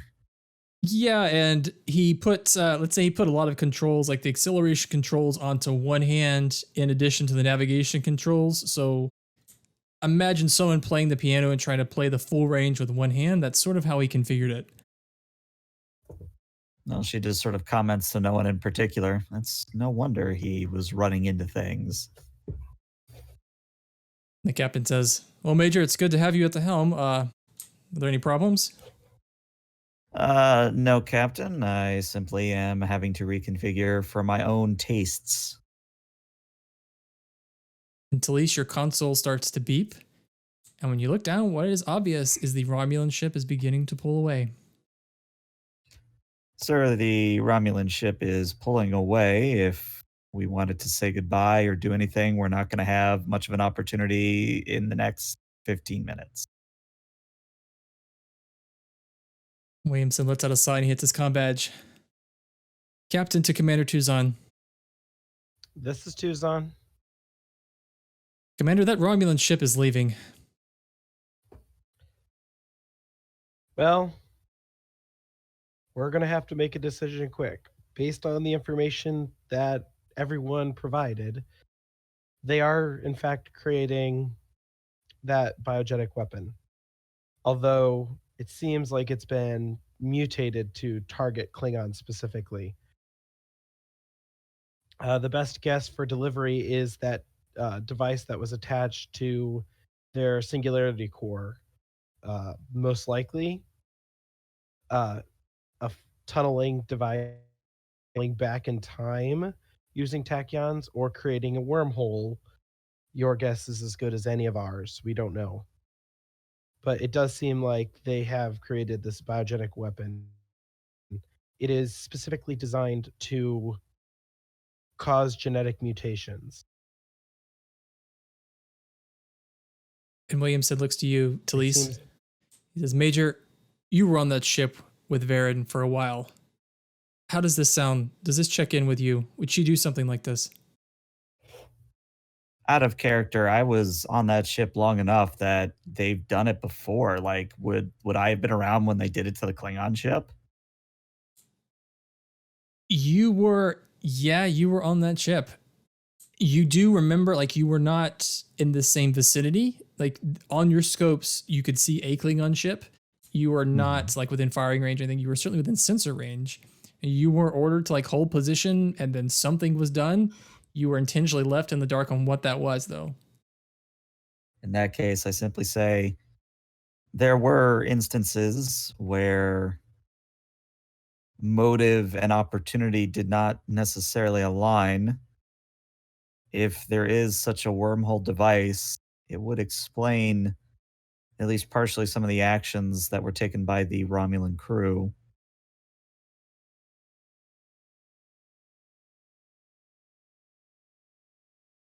And at that point, the Romulan ship goes to warp. Williamson says to you, Talise, let's catch up with that ship. And then he also continues in the comm. Commander Tuzon, if you have an action that we need to take, you're going to need to get it ready soon because that ship is going to see us following it. And I don't know what they're going to do, but it's probably not going to be very good for us. No, sir. Most likely is not. I currently have Dr. Lupus as well as the team that he needs working on creating a vaccine and an antigen to combat it. It doesn't seem to be targeted towards um, any of the species on the ship, specifically towards Klingons. And we have seen what that does to the Klingons. It's the same kind of radiation as what we came across in that ship that was in the gravitational wake. But if you look over the Weiler's records on our journey to Rendezvous with the Hope, where Linares and I were on, we stopped at a planet and they were being infected by the same radiation. And it was causing some interesting side effects to those living on the colony. So it sounds as though they've done this before. Okay. Is there a reason we need to keep this ship? Do we need to take action on this ship, or is it safe to let them go? Because, like I said, when we start chasing them, they're going to realize that something's going on. At this point, I would say we can't stop them from making it. They already have all the tools and resources, and they most likely already are making it. I would say Commander. keep an eye. Yes. Sorry to interrupt, but we can destabilize their warp field with an inverse gravitation burst. It'll kick them out of war. But they'll know it's from us, Yes. and they'll come after us. Then we let them continue making this weapon and attacking Klingons. Oh, Captain, those seem to be our options. We can disrupt their field, but then we become a bigger target. If we do that, I hit as fast as we can back to Federation space because we'll become a bigger target.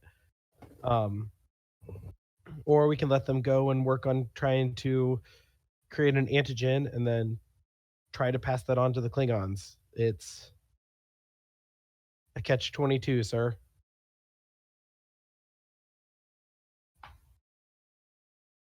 That device that they're using to spread this, whatever it is, you said it's a virus or mutation. This device, is it something we can let them get away with? Well, we're not in Federation space, but devices such as this would be considered illegal in our space. Sir, I need an order. They're getting out of range. Major, do you happen to know any tricks? If we were to catch up with this ship, is there any way we can mask our location? I want to buy the team as much time to figure out what we're going to do next. Unfortunately, without a cloaking device or adaptive shielding, no, they're going to know we're following them.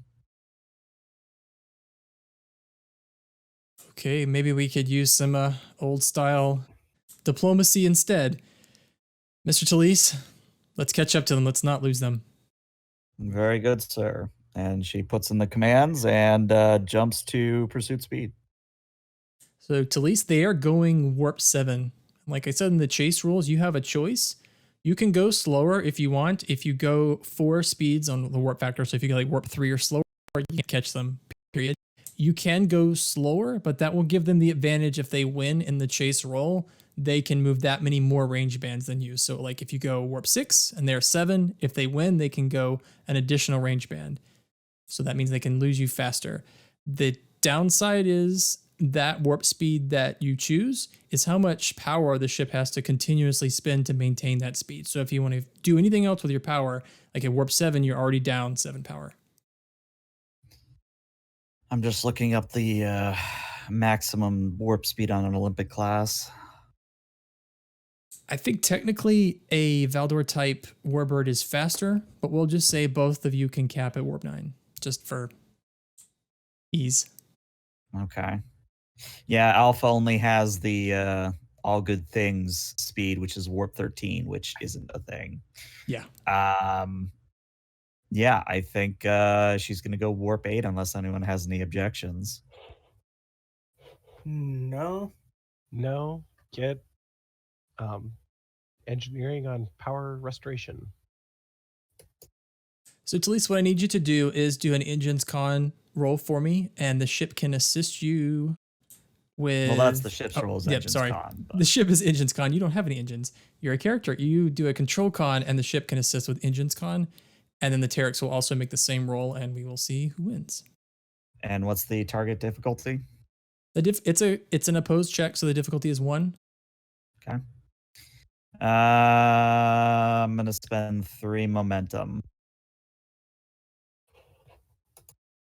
And I'm also going to that spend 3 threat. means I also have cautious in this if things go bad. Well, I'm going to go ahead and re-roll that complication. But looking at the ship there, they have scored 2. 4 successes. Yeah, it looks like no, because that's a crit. 5 successes. Yep, 5 successes. It's actually 2 crits, so that's 6 16. successes. 6 successes. Well, let's see the ship roll before I re-roll anything. They are going warp 7. So if you're going warp 8, that gets you 1 point advantage if you do go faster. Who's doing the ship? Oh, I got it. So that's 3 successes right now. I'm going to re-roll that complication. So that is only 4 successes for us. So if we get a 1 point advantage, there's still 1 point over us. Yep. So they succeeded, so they automatically get to increase 1 range band. So let me throw you guys on the fancy map that we have to illustrate what's going on here.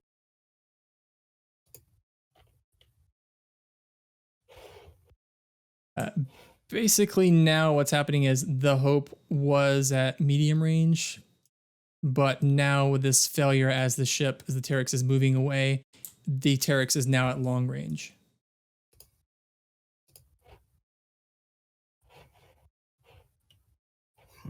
But in order to maintain warp 8, the Hope has had to drop down, so you now only have 2 available power.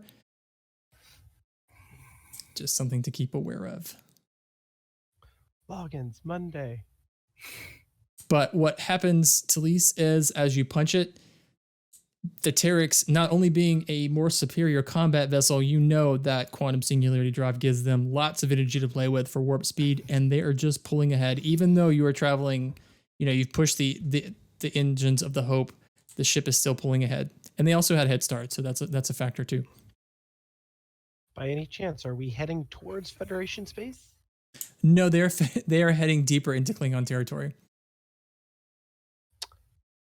Well, that goes against that idea. Okay. So we're going to jump back to the lab. Tell me, Linares, were you headed down there, or were you going to stay with Lupus and work on what you guys are working on? I'd go down there, but I would have a data pad that has a way of monitoring that lab just so I can at least keep an eye on what he's doing. Okay. So Linares, when you walk in the room, what you see is Montgomery laying in a fairly large tub that has the silver blood material covering most of his body. And I'd say what's happening is he's partially covered in the silver blood material because what's happening is some of that silver blood stuff is pulling away off of the side and beginning to copy him. So it's like you have half of a body of Montgomery spilling off the side of the tub, and then like the top part of the body is still this shiny silver material that then connects over into the tub. And Tuzon's standing there watching, I guess. Huh. Yeah, that's kind of where I'm at. And kind of walk over to where Montgomery is. Just like, how are you doing, Ensign? Functioning fine.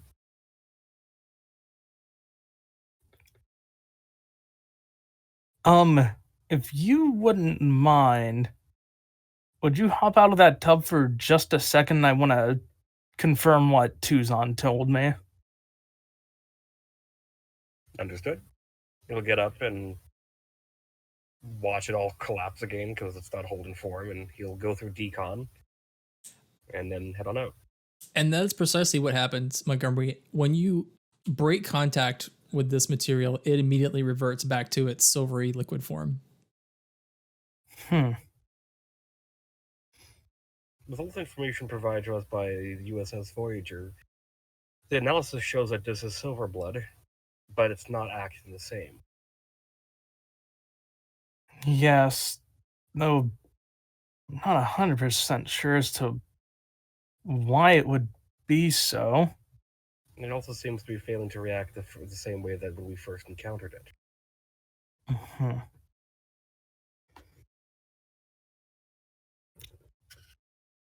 Maybe it could only act the way it did whenever it copied me, whenever it was in the sphere. So now that it's away from its home, for lack of a better term, The environment inside has been replicated of the sphere as best as possible. It's also been given sample of your genetic makeup as you provided, and it has not done anything. hmm. He's just going to scan himself, make sure that all of the liquid is not attached or nothing is a part of him.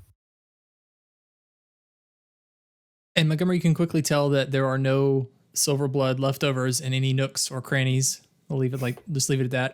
That it's all remained in the tank, or moving itself back into the tank. But Tuzon, you get a chirp on your communicator, and it's Win.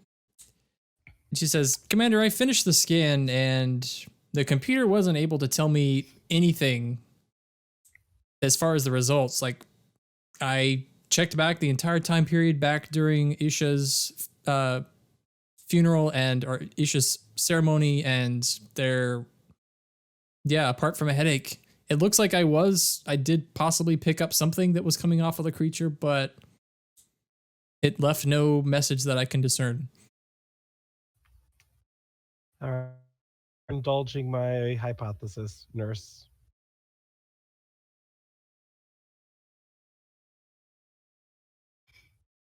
And is that is the body of the bug still with the silver bloods?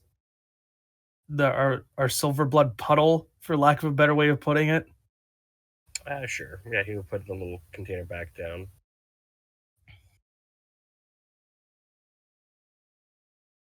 And he'll kind of walk up to the force field. Would you mind dropping it for a second, Ensign? Okay, he'll do the same thing he did before. Force field behind Lenar's, force field in front would drop until he walked past the threshold. And he'll kind of walk forward. He's going to kind of like pick up the bug and kind of just hold it between some fingers. And Lenarsh, you feel a unexplainable attachment to this little thing. Like, are we talking attachment as like almost like affection? Almost? You feel like it's sort of like if it's like a muscle memory almost. Like you feel like you've been here before, like you might have seen this thing before in this situation. There's a level of familiarity with it that you are unable to explain.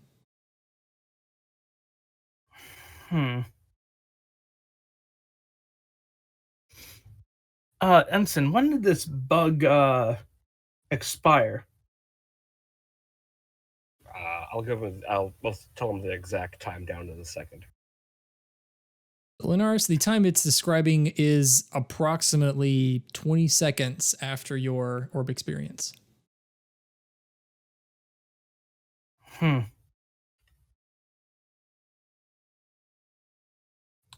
Maybe this is gonna sound maybe far-fetched, but it was right after the orb experience I had occurred. If we're connected like I thought we might have been, maybe the orb experience was too much for it and it killed it somehow. That's as good a working hypothesis as any. That it was the thing that triggered your orb experience. Commander, if I may be excused, I'm going to head to deflect the control. You may. Thank you, Ensign. And he'll head off.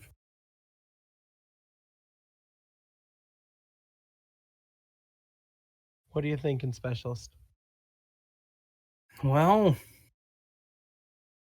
I wish I could give you a clear explanation being one myself, but this isn't something that I've personally experienced before. But maybe this bug controlled this specific pool? I'm not quite sure.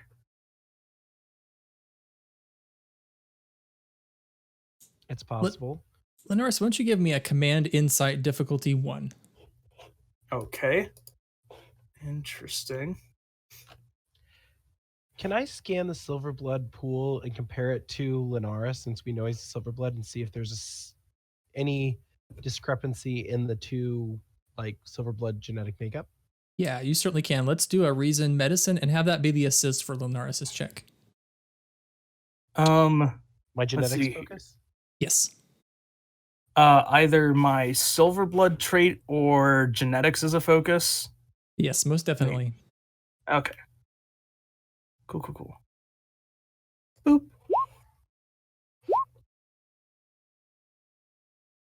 Linaris, you get the feeling now, as you're looking at the Silverblood, and this is confirmed Tuzon by your scan, you get the feeling that this pool in front of you is a very simple thing, almost like you just get the feeling like it's not a very complex. If it were a creature, it would be something like a pet, like a dog or something, or even a tool. It doesn't feel as sentient as a person to you. And you're getting this clarity is almost like a extra sensory perception by looking at it. But Doctor, you can confirm from your scan, it's that as you're scanning Linaris and you've adjusted the filters to account for that you know that he's a Silverblood, you can tell like his composition is different than this. This pool seems even more simple.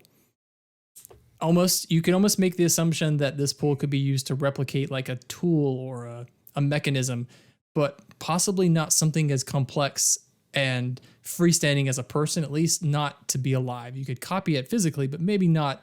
It probably couldn't walk off and walk down the hallway and have a conversation. Going off of that, he'll kind of like pull out his tricorder and just kind of tap the edge of it against the pool and see what happens.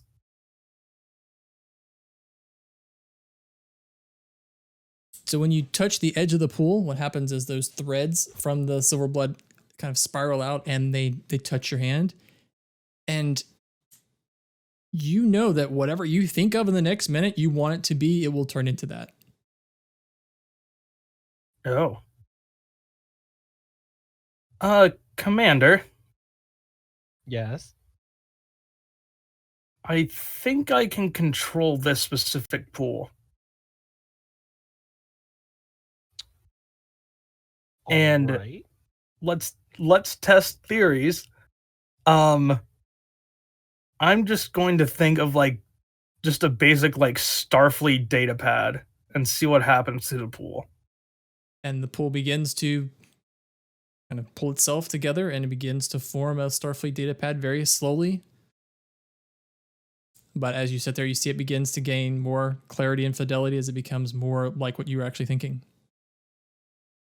And then before it actually completes, I'll like pull my hand away, and then does it just turn back into that puddle? Yeah, it just melts back into a puddle. Huh. That's interesting.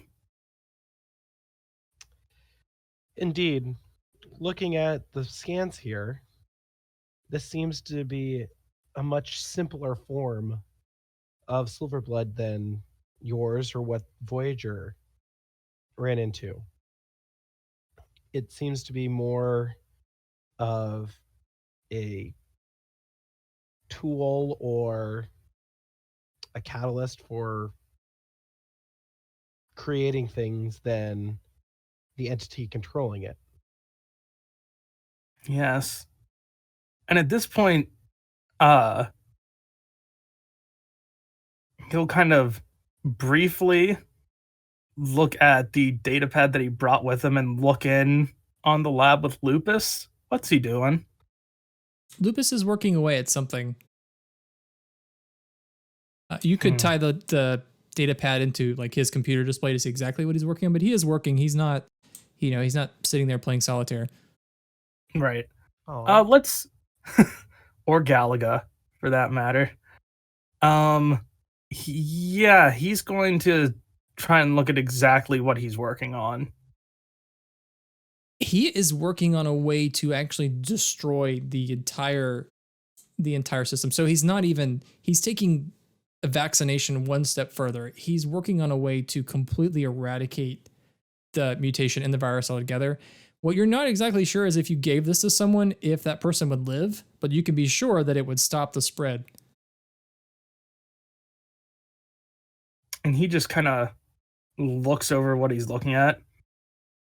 Basically, he's going for the atomic option here. Yeah. And you see Linares in the force field just kind of raise an eyebrow. Well, that's dangerous. Oh. He'll kind of, turn the data pad around and just sort of press it up against the force field so Tuzon can read it.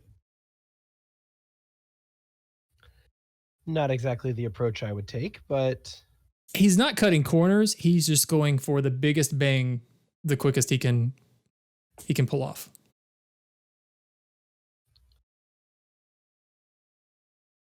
I mean, I get what he's going for, but that's reckless.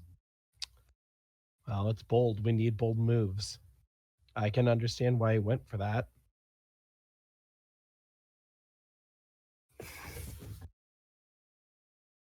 Well, I should probably go assist him. It's not like there's much I can do now that I figured out how this works. So, connecting the dots. You had a connection to the bug. The bug most likely caused your orbit experience due to the timing being way too close to not. But the messages it gave were for the spore. And we remember from the sphere, it was talking about a prisoner. Yep. What if the sphere was holding the spore? I mean, it's certainly a possibility, but Because it said the prisoner had escaped, correct? Am I remembering? yeah, you're remembering correctly, but if that's true, then And what? it came from Romulan space.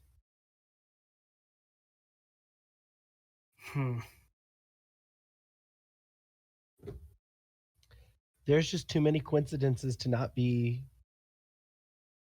for this not to be what it is. I'm in full agreement.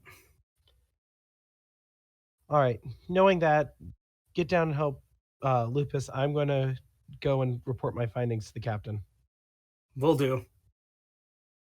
Tuzon, as you say that, Tuzon, all of you, both of you, are shaken as you hear the red alert siren go throughout the ship, and that shake that you felt like weapons fired that was very close to the ship. And with that, we transition back to the bridge. So Monty, I'm going to put you in the bridge if that's okay. I know you're headed for direct deflector control, but I think I'd like to get you into this scene. I think you could do the same thing from your station. Okay. So what's happened is Williamson was just collecting his thoughts, thinking about a transmission to descend to the Romulan vessel when Talise and 8, what you noticed is the Romulan vessel targeted you guys with its weapons and fired a warning shot very close. And they're continuing on. And then the captain didn't have to get the order. The ship automatically went to red alert as soon as it detected weapons fire.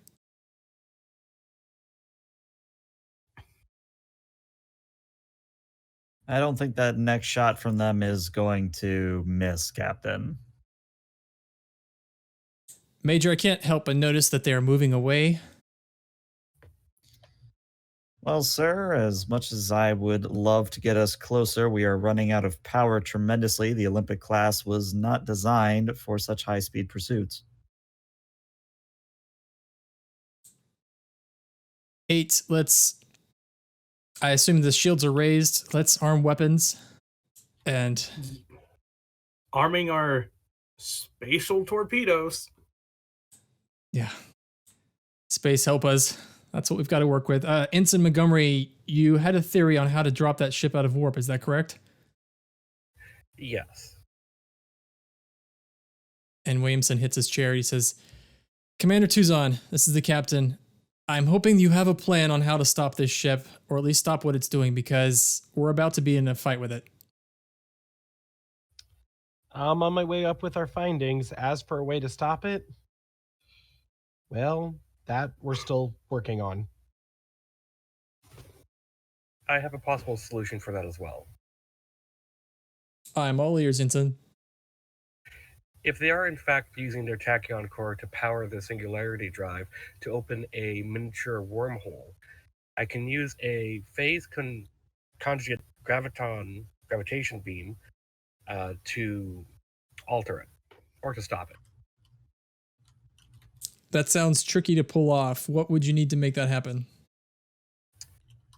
Actually, at the funeral of Isha, when I did not attend, I was given information that the ship was using tachyons. So, in preparation of that, I already started setting up a protocol.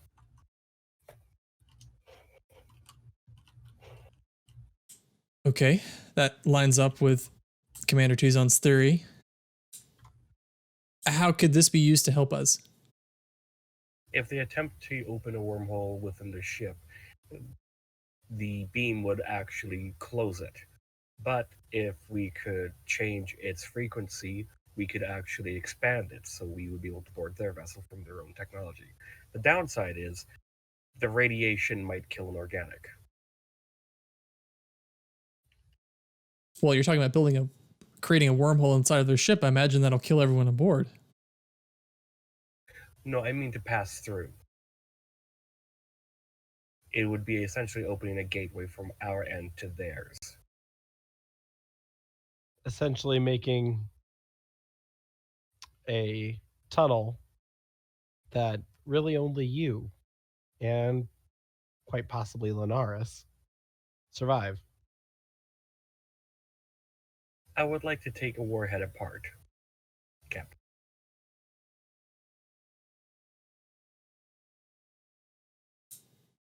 I'm assuming your plan is to take that warhead aboard their ship?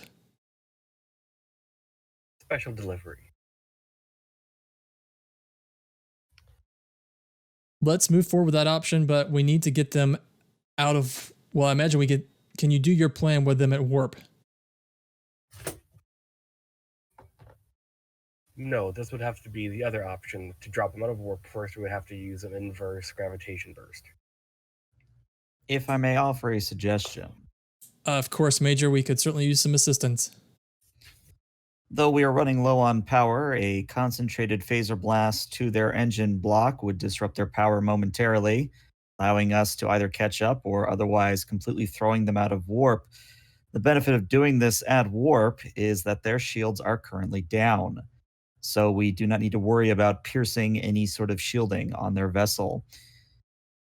I hesitate to say whether a spatial torpedo would be better than a phaser at this point.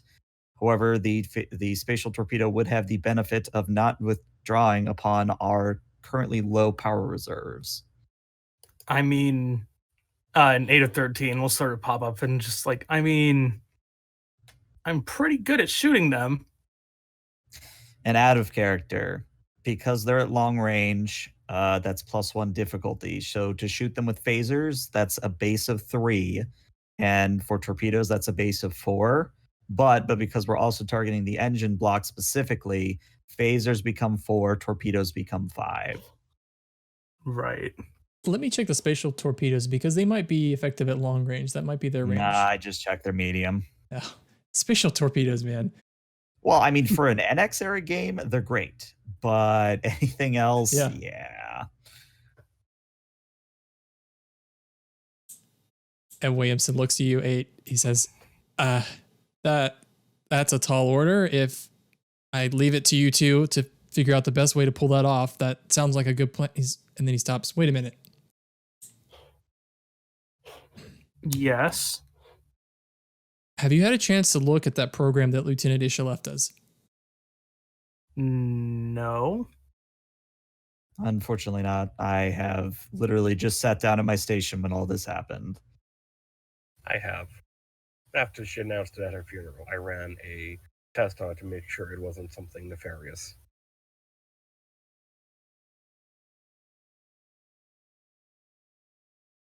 I will say, Talise, that you can use this program to create an advantage for whatever task that is before you guys dealing with that ship at least one time. And then after you use it for that one time, it probably won't apply anymore, depending on what that advantage is. But you have a floating advantage with this gift from Isha that I'll let you guys, well, everyone, not just Talise, you can decide what that's going to be. Personally, I want to save it until we actually get them out of warp, because I think I have a good advantage there. Mm-hmm. I will say, in terms of if we want to fire spatial torpedoes, I feel like we should make it a salvo. Because I mean, that's going to give him 3 threat. Yeah, but my logic is if we're aiming for the engine block, basically I only say this because 8 of 13 has full spread maximum yield as a talent, but I mean, if you think you can hit a difficulty of 5, go for it. But honestly, I think they're the better player. Right. We do have But 2 momentum. Let me tell you the technical side of what you guys want to do. So you want to disable their engines to take them out of warp. Really, to do that, all you need to do is get an impact breach on them. Even scale 6, that's just one breach you have to achieve. Mm-hmm. Right, and because their shields are down, all we have to do is beat their innate resistance. Yep. Right. And realistically, within reason, are we going to be able to do that with phasers? Yes, because all phasers, even ours, have versatile 2, which is 2 bonus momentum, which can be spent on piercing, re-rolling, etc. Okay. It's going to need to be a good roll, but you could get 1 breach off of a phaser blast. Potentially. Yeah. I'm looking at 8's sheet, and she would have a determination. Best shot on the ship would work. Yep. Tactical systems as a focus. Full spread, maximum yield. But that's if we do a torpedo salvo. Right. But we also have 2 momentum to give you a 4th dice plus an auto crit. So it's not far-fetched, but it's still fairly improbable, I would argue. Well, it's also something that we're going to have to spend quite a number of extra momentum on to get the spatial torpedoes damage up to a point it's going to matter. Whereas phasers, if we just have a good shot, I mean, we have 6 challenge die on phasers. That's a hell of a lot more probable than the all of 4 we have with spatial torpedoes. Right. Also, the power that you're spinning to be at warp, you'll regain that as soon as you come back out of warp. Okay. Well, and have you given 8 her activation? Yeah, her best shot on the ship value is her activation. Oh. Still comes into play. Yeah. Yeah, I guess in this case we just go for the phaser shot then. And you said that would be difficulty of 4? Yep. Okay. Yeah, we'll pop her determination for best shot on the ship. And before we do that, let's have Tuzan, as you walk on the bridge, you see the discussion of, obviously they're going to fire on the Romulan ship. If you had anything you wanted to add to that, this would probably be the time. Well, I was coming up here to give our report of what most likely has happened. Can't be definitive. Care to hear it before we decide we're going to shoot? Commander, if you can tell me, summarized up very quickly, if we should let this ship go, now will be the time. Otherwise, I think we're about to cross the threshold.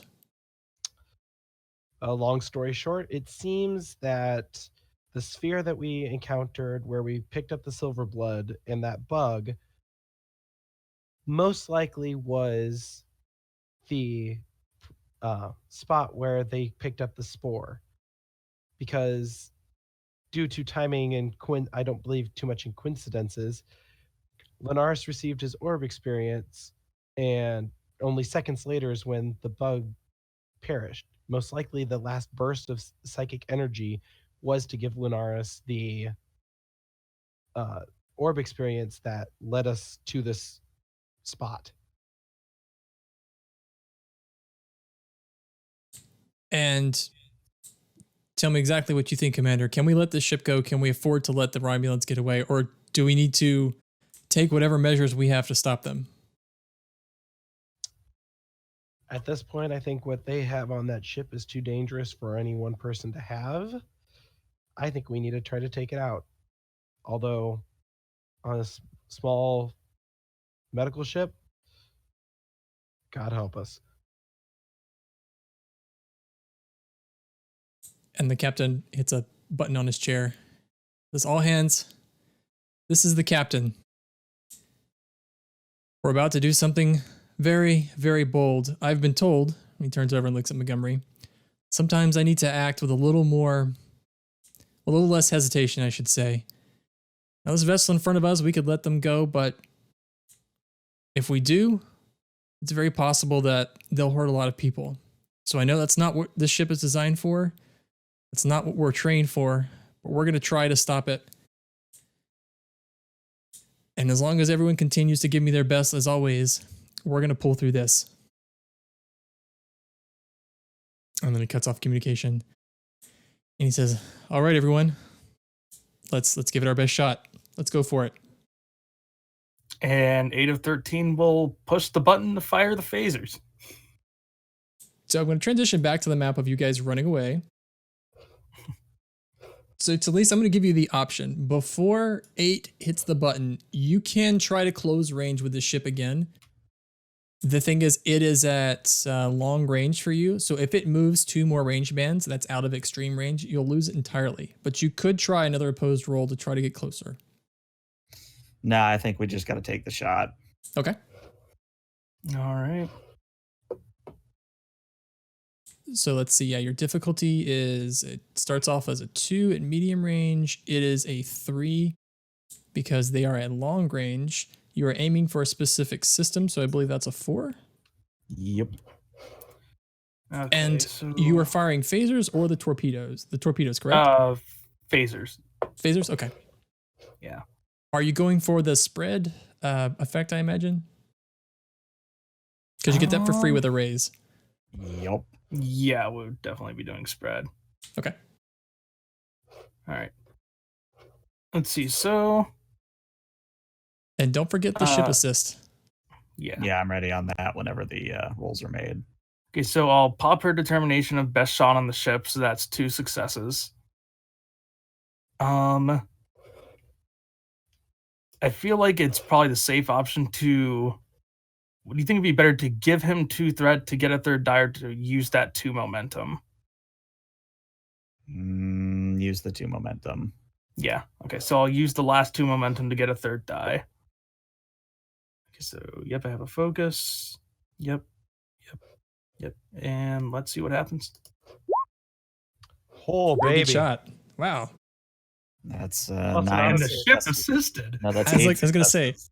I'm so proud of the Hope. It had less than a 50% chance there, and it made it. So look at this little ship. But yeah, that's 8 successes, so we get 4 momentum. Now comes the extremely important damage roll.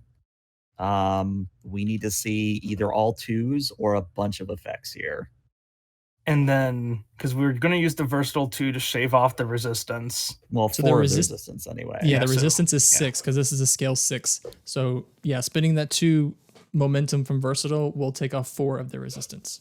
So let's Okay. spend another, because they're scale 6. They'll have no resistance. Yep. So literally roll as many effects as you possibly can, because with spread, every single effect you roll is an additional breach. Yeah. Okay, so And we have 3 momentum to reroll zeros. yeah. So And ironically, you could very well blow up the Terex right here and now if you roll well enough. Also, no pressure, but you had 1 power because of the warp speed you're at. This shot takes you down to 0 power. So unless you No, do we were a at 2. I power, already decremented us to 1. oh, cool. Okay. Well, then you have one Okay. more shot before you have to start either going slower or generating more power. Sorry, go ahead. Okay. So what's the 6 where's challenge die. yeah, okay. So so I need to go here. Boop. That is a Yeah, very good roll. that did not roll correctly. Oh boy. No. That's a it's lot. not. That's a lot of challenge tests for a Olympic class. Where's that one you made a fancy thing, but I don't know where it is. It The should be macro, visible. you mean? Yeah, it should be visible in Yeah. the macro section. I'm not seeing anything. It's under rollable tables. Oh, got it. Oh, so only rolled 1. How do I make it? Oh, I see. Never mind. So I can just wait. So Wait, I hang can on. just. I can actually make the macro available to all you guys. I didn't know I had that turned off. So I you should. can see it, but Oh, there thank you go. God. There's our 6. So that's 2 spread. And if we spend 1 momentum to reroll those zeros, Let's do it. Reroll those 2 zeros. all right, so that's a total of 8 damage with 3 spread.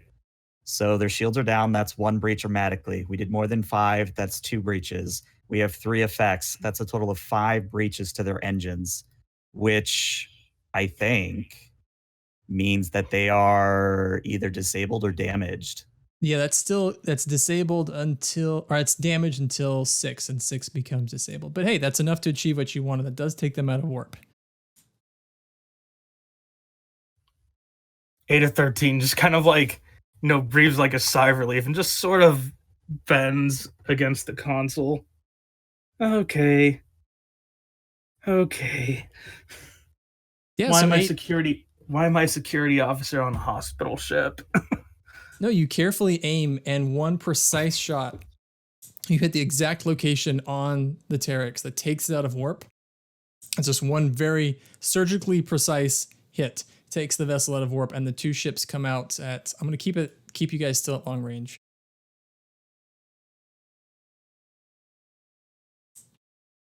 And she dead in the water. And 8 of 13 will turn to Tuzon to be like, okay, what now? We either need to disable their ability to send that biogenic weapon and destroy the biogenic weapon, or, as much as I hate to say it, destroy the ship so it can't get out.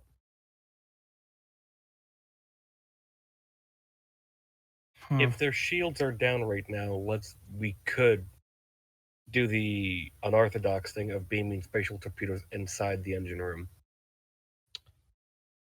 May I suggest we try to beam out as many survivors as we can? We could do both. So I think at this point we're going to go into just normal, true combat. Since you guys acted last time, I'd call that more of a surprise. They were not expecting it. So we will begin with the player's turn here. Their shields are currently down, but since you did not disable their shields, all it's going to take is a minor action for them to raise their shields. Their engines are damaged, which is going to cause them, well, they can't really maneuver much at all. They certainly can't go to warp, and they're going to keep losing power. But other than that, they are still Actually, functional. I don't know if they have power at all, because every single breach is the impact effect, is it not? Oh, you're right. No, each single Which breach means is damaged. 2 power. Yeah, Yeah, 2 power. So they probably don't have any power at all, or if they do, they have like 2 or 3. Oh, what it says is they just keep losing power. It doesn't actually cost them power for each hit. Right. Well, I'm looking at impact where it says the ship immediately loses 2 power. Okay, so if I That's add those for each together, that's only attack. 4. That's 4 until it becomes because 3 breaches it becomes damage, so they've lost 4 power. Right, but what I'm saying is every single breach gets the impact effect. You're saying they're cumulative? Yes. And so basically the first breach does the impact. The second one does also impact. The third one does impact and damaged. That they, if I go that way, that would cost them 10 power, I'm imagining? A significant Two- amount, yes. 2 for each. Okay. The ship is still a beast. I'll go that way because it gives you guys a little bit more of an edge. But the result of that is, all of that is, the ship is not entirely disabled. You guys, if we drop out of warp, I gave you 8 power back. That puts you at 9. And then you do have your shields raised, I imagine. So I'll start it off with a player's turn here. I am beaming over warheads and at the same time beaming over any life signs that I can into cargo bays that have their gravity increased. So again, I don't want to be a Debbie Downer here, but so transporters are meant to be at close range. So And you would have that's to drop your immediately- shields. We'd also have to drop our shields. And a very important caveat is that once we lower shields, we cannot raise them until the next round. Which is why transporting during combat is very dangerous. So if we beam at all, we are without shields for a full round. In addition to that, as I was saying, transporters are close range only, which means we're already at a difficulty of 4 just to beam at long range. But the targets are not on a transporter pad, which is a difficulty 5. The destination is not a transporter pad. That's a difficulty of 6. I think you see where I'm going with this. You could still move into range, drop your shields, and do the transport, but that would take someone most likely doing a keep the initiative. And then like moving and then someone trying the transporter task. You could do that if you wanted to try it. But what ELH said is true. It's gonna be very difficult to pull that off. I feel like our best option is blowing it up, as much as I hate to say it. Or at least attack targeting their weapons. Yeah. But that runs the risk of blowing them up anyway. What I would say is if we hit the engines again and cause 2 breaches, they suffer a loss of containment. Mhm. And every single round, GM Josh has to roll a challenge die. And if they roll an effect, ship blows up completely. Well, actually would implode into a black hole, which would solve our problem. You have Yeah, 1 more breach yeah, to put their engines at disabled and 2 more breaches to cause this warp breach situation for them. And their shields are down at the moment. So if we fired our lovely spatial torpedoes, it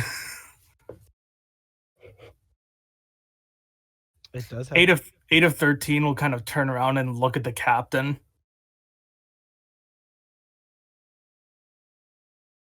And I like just you guys gives are that look of like, what do you want me to do? I like you guys passing the buck to me. That's great. Yeah.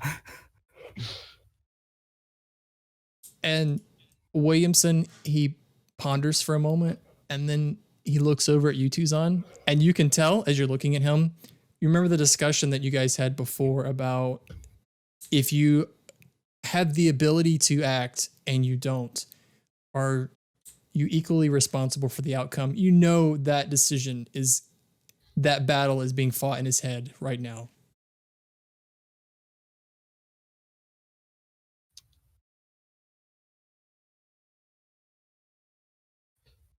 And Captain, at a time like this, I'd like to quote somebody.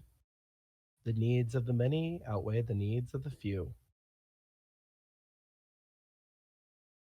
And he looks and he says, I hope the Romulan people can forgive us. 8, take that ship out. And she'll just sort of turn around. I'm trying to remember, is moving the ship closer, would that be a minor action or is that a full action in ship combat? I can't remember. That's a full action. It's a full. That's a full action. So we could have Talise move it and then we take that. Oh, I know, because no, we have that momentum. We have 2 momentum. We could retain We could keep the initiative and then I just fire spatial torpedo volley and just go ham, or we just fire phasers again. Well, phasers are still going to be our best bet. Just Yeah. don't even look at the spatial torpedoes. We don't have those. They're not useful for anything. You Okay. have your Isha advantage too. I was leaving that out there. You guys decide whatever you want that to be. I have it in mind. So if we want to do that, where I do the action to get us closer, and then we keep the initiative with 2 momentum, and then you fire, I think it'll work out. Yeah, let's just do that. Okay. So the reason I want this to happen, I feel like I'm power gaming, but just moving the ship to anywhere within medium, which is all we need to do to get within medium of them. It's a difficulty 0 task, which means we can potentially get a lot of momentum here. So if someone wants to grab the ship's engines con, I'm rolling a control con. I'll grab the ship. And it doesn't matter because I didn't roll any successes, so we still succeed. Determination. No, I'm not going to spend my determination on this. We still succeed because of difficulty 0. Well, But if you didn't the ship succeed, wouldn't yeah, have the ship can't assisted help. anyway. yeah, Yeah. so we get to medium, so we're up to here now. But we also don't get any extra momentum, which means we have to spend the only momentum we have to retain the initiative, unfortunately. Yeah. Hit it. All right. It's a difficulty of 3, so It's not impossible. Threat. Well, Um, phasers, you're now at medium range. It should just be a difficulty of 2. yes, but if he's targeting engines, Oh, that's right. Yep, you are targeting. Are you wanting me to target engines or just shoot it? if you want it to blow up for good, you target everything into engines. Yep. Okay. So If you we'll don't target just, engines, you're starting over from 0 breaches basically on structure. Engines are the quickest way to kill it. Okay. Okay. Yeah, I'm gonna just target engines. I'll give you 2 threat for a 3rd die. Why are you giving him 2 threat? Just 1? Oh, 1 threat. Sorry, Jesus. You're used I to can't count. determination. Yeah, I already used it. I was like, I think my mind went to I was using my determination for some reason. All right, and boop. All right, if someone wants to grab weapons security from the ship, we're already at 3 successes, which is all we need. Yeah, this is all momentum at this point. Weapons, security. The ship does have a focus. Boop. Ooh, No, complication. Wow. Well, we succeeded. I have a good complication, but let's resolve damage before we do any of that.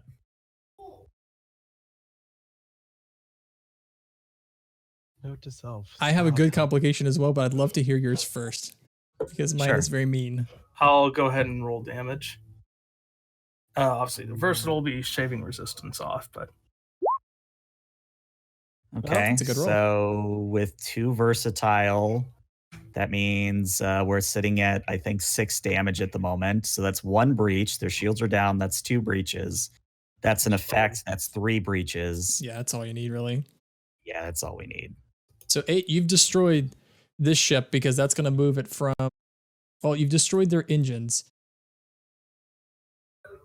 So which means I need to start rolling challenge dice to see when their ship's going to go up. But why don't you describe that shot to us? Because you just followed up 1 really great shot with a 2nd great shot. and so I'm just rolling. Wait, so I'm just rolling a challenge die to see if this blows up. I'm No, doing no, that. that's the GM Oh, job. sorry. Yeah, you're at a range you don't have to really worry about it. Okay. Got it. Yep, so not now. It's not blowing up yet. Yeah, but your 2nd surgical shot of the day, which I guess is appropriate on a medical ship. But 8, you again hit the same location or an equally critical location on the ship. You see the Terex, the lights go out, the ship begins tumbling through space as a trail of debris follows behind where you shot. You see some explosions inside underneath. Some of the windows blow out, some deep compressions, but you don't see any lights inside of the ship anymore, and it's just tumbling through space. On your controls, you see they've lost containment of the singularity. There's a cascade effect going on. Does not look good on the inside of the ship. You don't see any escape pods or anything like that yet either. And the complication is that with such a precise shot, that the power systems blow out across all of our decks, and we're left at not only at half power, but with a breach to both engines and weapons. And what's the other one I had written down? That's a devastating Structure? complication. Yeah. No, not structure, but definitely someone on the bridge is injured. And I was going to let GM Josh, whoever picks, is injured. How about That this? seems like a lot of damage. I'll lower that down a little bit to be not quite so severe. What I'll do is the shot hits this vessel, hits the ship, and as that happens, there is a surge of graviton radiation or graviton wave that escapes out the back of the Terex and it hits the Hope. Immediately what happens is your shields are dropped. And throughout the ship, you guys are rocked on the bridge or thrown to the side, and we'll deal with that result in just a second. I'm going to spend some threat because I got so much. I'll give you guys another complication. What happens is immediately on your screen, Talise, you see forming all around the Hope is a distortion, which matches the distortion that you saw that pulled in that Klingon vessel. And what's happening is the Hope is being shaken violently as it's being drawn into this disturbance. And let me roll a challenge dice. I think it's on an effect. Someone gets hurt. Oh, Yep. this is so good. Okay, I'm giving another complication because I actually know perfectly what to do here. And we'll play that out in a second. But immediately what happens, Montgomery, is you hear alarms throughout the ship. Not only casualty reports about people being thrown around.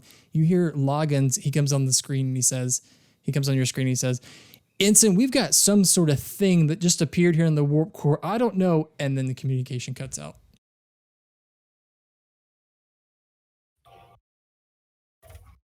On the bridge, what happens is as you guys are thrown violently to the side, Tuzon, I'd say you kind of end up around here. And as everyone kind of regains their footing, regains their balance, the ship is still shaking. You hear a spark or a pop. And then the next thing you know, you are way over kind of where Lovely Station used to be. And you see Williamson on the ground. He had pushed you out of the way, and he is impaled through his chest with a piece of some sort of conduit that had been the top of the bridge, which had now exploded. There are rocks all over the bridge. There's, optical cables and stuff hanging out. But the captain he's got a pretty grievous injury, and he has collapsed on the floor. And Montgomery, you're just getting alarms throughout the ship. Engineering is not responding anymore. Okay. Are sensors picking up any of those spores? Sensors, yeah. Those aren't really giving you much information at all. Talise, can you get us out of this distortion? I could certainly try, but I fear that if I pull too hard with the ship, it will tear the ship apart. I'm gonna fire the deflector beam I've been setting up last session, the phase conjugate gravitation beam. Okay, remind me what that's should going to do again. neutralize. That's going to collapse the distortion. Yeah.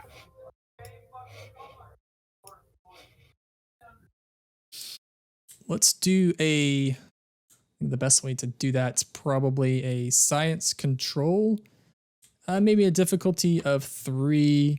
See, I haven't really pushed Montgomery. I'm going to make it a difficulty 4. It's also the reason why I picked those labs to be particle generation. Very good. Makes a difficulty of 3. So what's the roll again? Reason. Science control. Science control. All right. 2, 3. At this point, I'm assuming that I've gotten my bearings and I want to grab a med kit, see if I can do anything for the captain. Yep. So Tuzon, as you... Oh, go ahead, Montgomery. What's that? You guys okay if I give him 3 threat for 2 dice? Sure. Okay.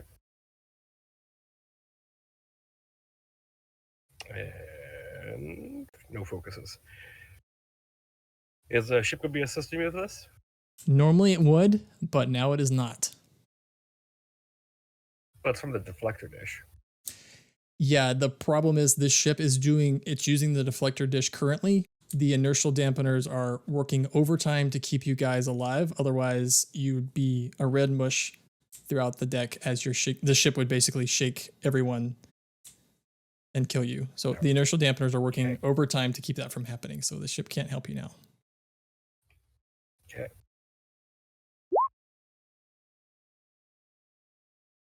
Is your science a score of 3? Yes. Okay, then the sheet broke, but it doesn't matter because it calculated that correctly. Okay, so it looks like you have 1 momentum.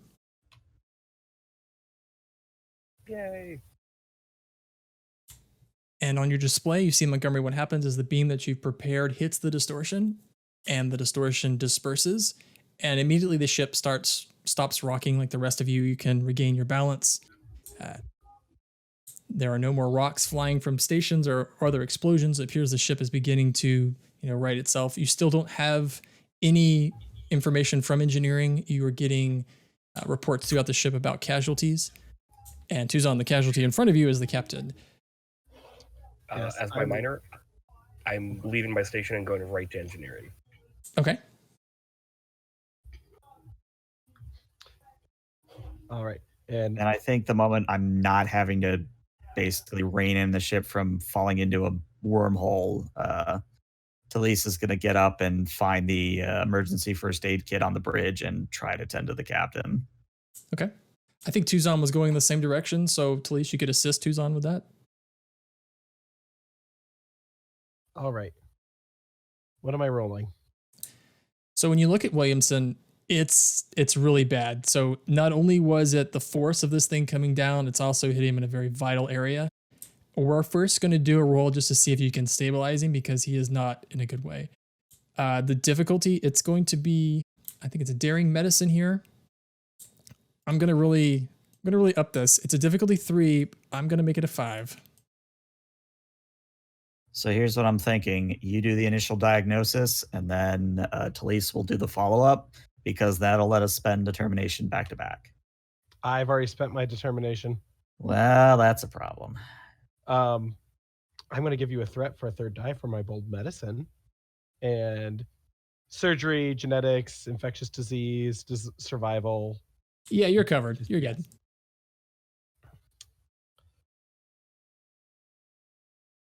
No, get Purser out of here. But Talise, you can also assist with a medicine daring. Imagine this is you just helping with the procedure. You need to get 1. All right, for all the marbles. Well, I also have a reroll. I Hey, got look at there. You saved the captain. Beautiful. Very nice. So you've managed to stop the bleeding. You've got his condition stabilized. You've removed the situation that was going on with his, this conduit or whatever. He's stabilized. He does need to be moved. He's in some pretty critical condition, but he looks like he could pull through if you can get him into surgery right away. I hit my comm badge. We have a medical emergency on the bridge. The captain's been injured. We need emergency medical evac immediately. And there's a bit of a delay. And you hear from Wynn, and she responds, "Commander, we've got medical emergencies all over the ship. 2 of my teams are on the same deck as engineering, and I have not heard from them. Do you know what's going on?" Montgomery's on his way down now to assess the damage. We have lost all contact with the engineering deck.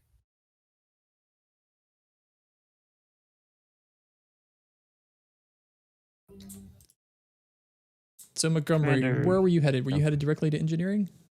Directly to engineering, and on the way down, I am sealing off all bulkheads, doors, and Jeffrey tubes to engineering. Okay. They can, they're all gonna be sealed.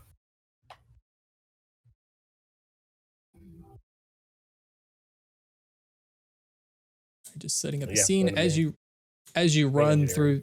through. Are you getting anyone with you, Montgomery, or are you just taking on this on yourself?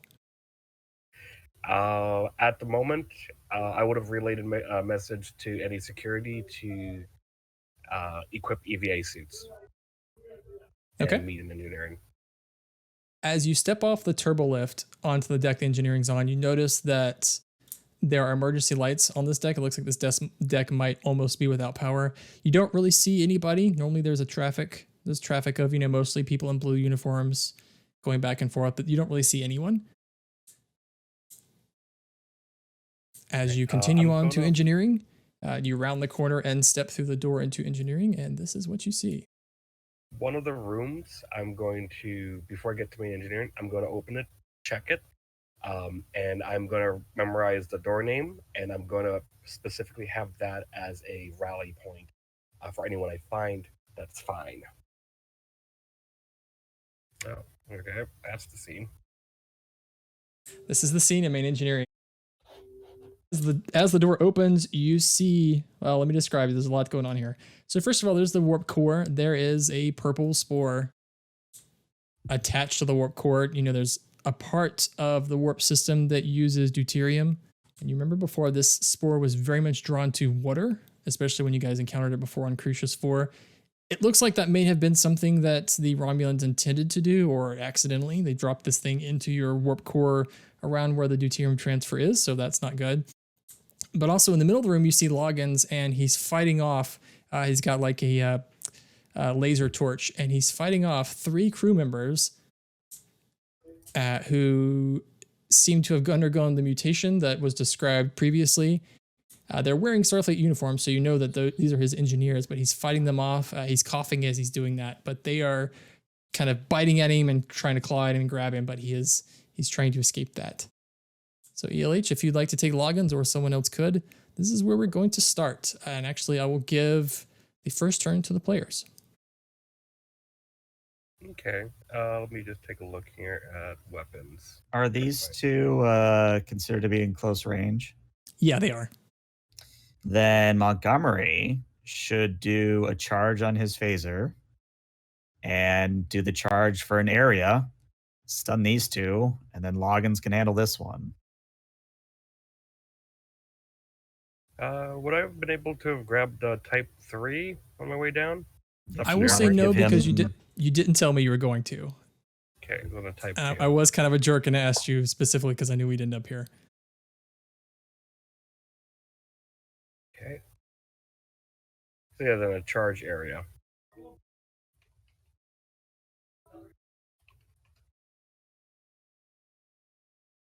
Yeah, so you can take, with your phaser, you can take the minor action to change it to area, and then you could fire it. And I believe as long as you roll 1 effect, it will apply it to another person in close range.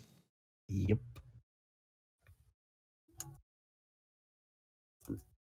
I will say, for your information too, that if you fire at one of these 2 guys, they are a very close proximity to the warp core. So complications could be stuff like you hit one of them and they stumble into something important, or you miss them. It's an area effect, so it could also hit an important console. It's a very dangerous area.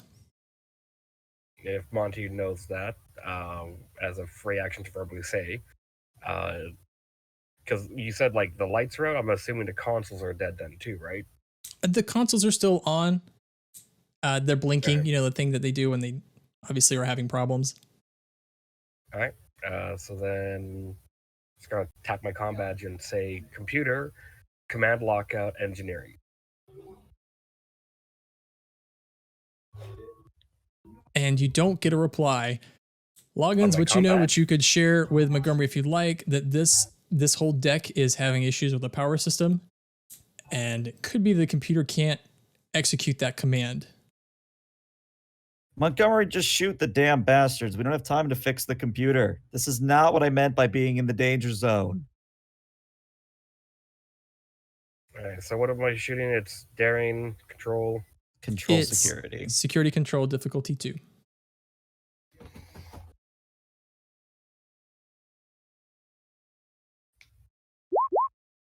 Yeah. momentum. That's 1 momentum.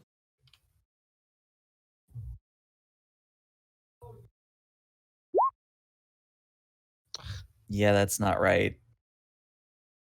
Should only be 6 6. challenge Yeah, die. 6. No, You sorry, can- 7 challenge die because it's a type 2.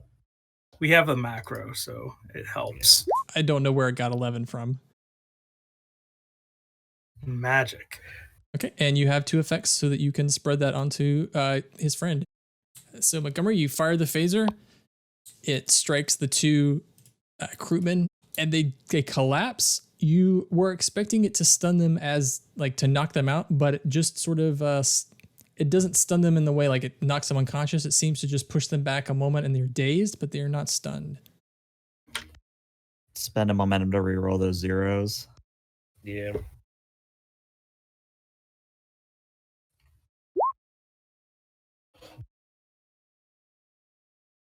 Eight with another spread or another area. I'm gonna spend some threat.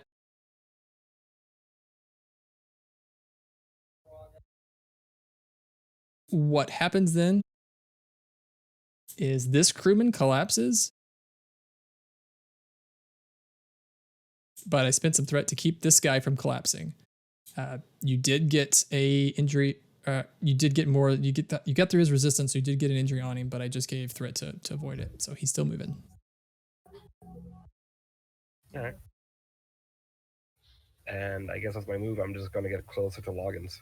You don't have a move. Yeah, I think you've used it all there. Oh. The minor was changing it to area, and then the action was the actual shot. You could take a swift task if you spent some momentum to do something else. No, that's okay. Okay. So Loggins, if you could give me an opposed roll, please. This guy makes a lunge across the console right at you. No, he doesn't have to beat much. A tie, so I think it goes to the attacker, unfortunately. Yep, so I take 2 stress and I'm knocked down. You were knocked down. So as he comes across the console, he knocks you over, Loggins, and he kind of he does the thing that the zombies did before, where he's like jumps atop you and he's trying to bite at your throat. Little help, Montgomery, little help. But I believe it's Loggins' turn. Yeah, I think he's going to take that plasma torch and just straight into the zombie's eye. So this is your crewman. This is not just a random person. This is crewman. Loggins doesn't care. He's about to get eaten. Okay, this is Mendoza. This is Mendoza, maybe a crewman you've seen before. Damn Oh, it, no, Mendoza. I've wanted to do this for weeks, but this is not how I wanted it to go down. Just for funsies, the other guy that was shot that was not down, that's Monday. Oh, So Zombie Monday. All right. Well, I mean, I'm not doing a lethal attack, so even if I injure him, we can fix him. We have the technology. Have a momentum for a 3rd die. He comes back as Cyber Monday because he's now have cybernetics. Oh God. I'm taking 3 threat for that. But hey, 3 successes. Oh, I forgot I got to roll too. I they rolled get 3 3 successes, but that goes to you. So you're the attacker. It goes to me. And what are we counting a plasma torch as? Just a dagger, all things considered? Yeah, keep the vicious quality too. Okay. Oof. Survey says, well, that's 4. I'll That's spend 4. another momentum to re-roll that. No, let's do it this way. I will, because they're not going to be injured. Piercing the veil a little bit. They have a very high non-lethal resistance. Right. He's got 2 threat right now. Do it. Do whatever you want to do. Balls to the wall. Loggins also, spend while them. this is happening and you're fighting for your life, you notice the warp core sounds funny. Yeah, that's a secondary concern right now. He's in the danger zone. Do it. All right, let's start off with a reroll of that 0. Okay, so that is now 6 damage. Give you 2 threat. So that gets rid of 4 resistance, which should be enough to injure it. And that's what happens. Describe the attack if you'd like, because it does stop Mr. Mendoza. So the plasma torch goes right into Mendoza's face and maybe burns a little bit into the flesh there. I'm not going to go into graphic detail, but is sufficiently enough of a shock even to the quote unquote zombified system that his brain basically goes into shutdown mode and he just kind of collapses, still breathing, but he's probably going to need a new eye after this is all done and resolved. Now Mendoza's going to become evil, and he's going to have an eye patch. Clearly, I mean, that has to Tuzon happen. already has. Tuzon has sensory replacement eyes already. In case you didn't know that. He can just go to Carruthers Cyberware Citadel, get a replacement. No. I want us to be like a soap opera. He'll come back later with an eye patch, and he's evil. So I think this goes back to the zombified Zombie. Monday, and he kind of lists back and forth, and he looks at you, Loggins, and then he jumps over the railing down to you in an attack. If you could roll that opposed check for me, please, again. I'm going to buy myself an extra dice with threat. Oh, do I get a roll for Monday? Would you like to roll for Monday? Yes. Okay, it's a I'm not security even gonna daring. roll. You have 3 dice. I just gave you a threat.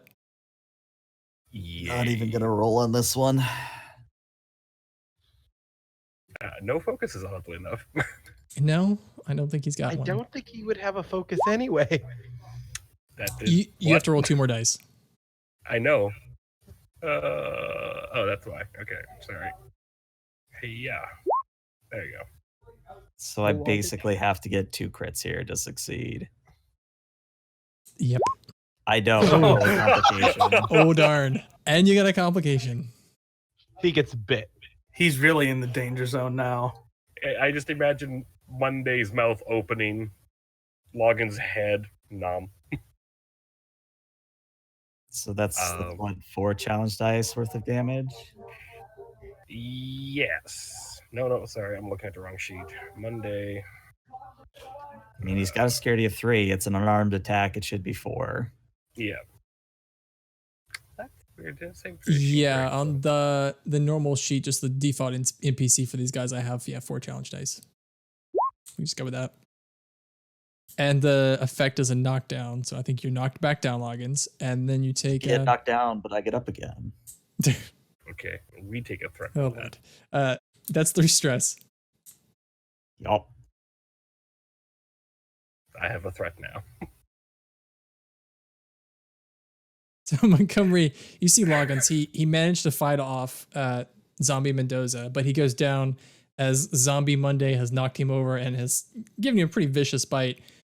And you too have also recognized that the hum of the warp core does not seem very good. Alright. What do I want to do?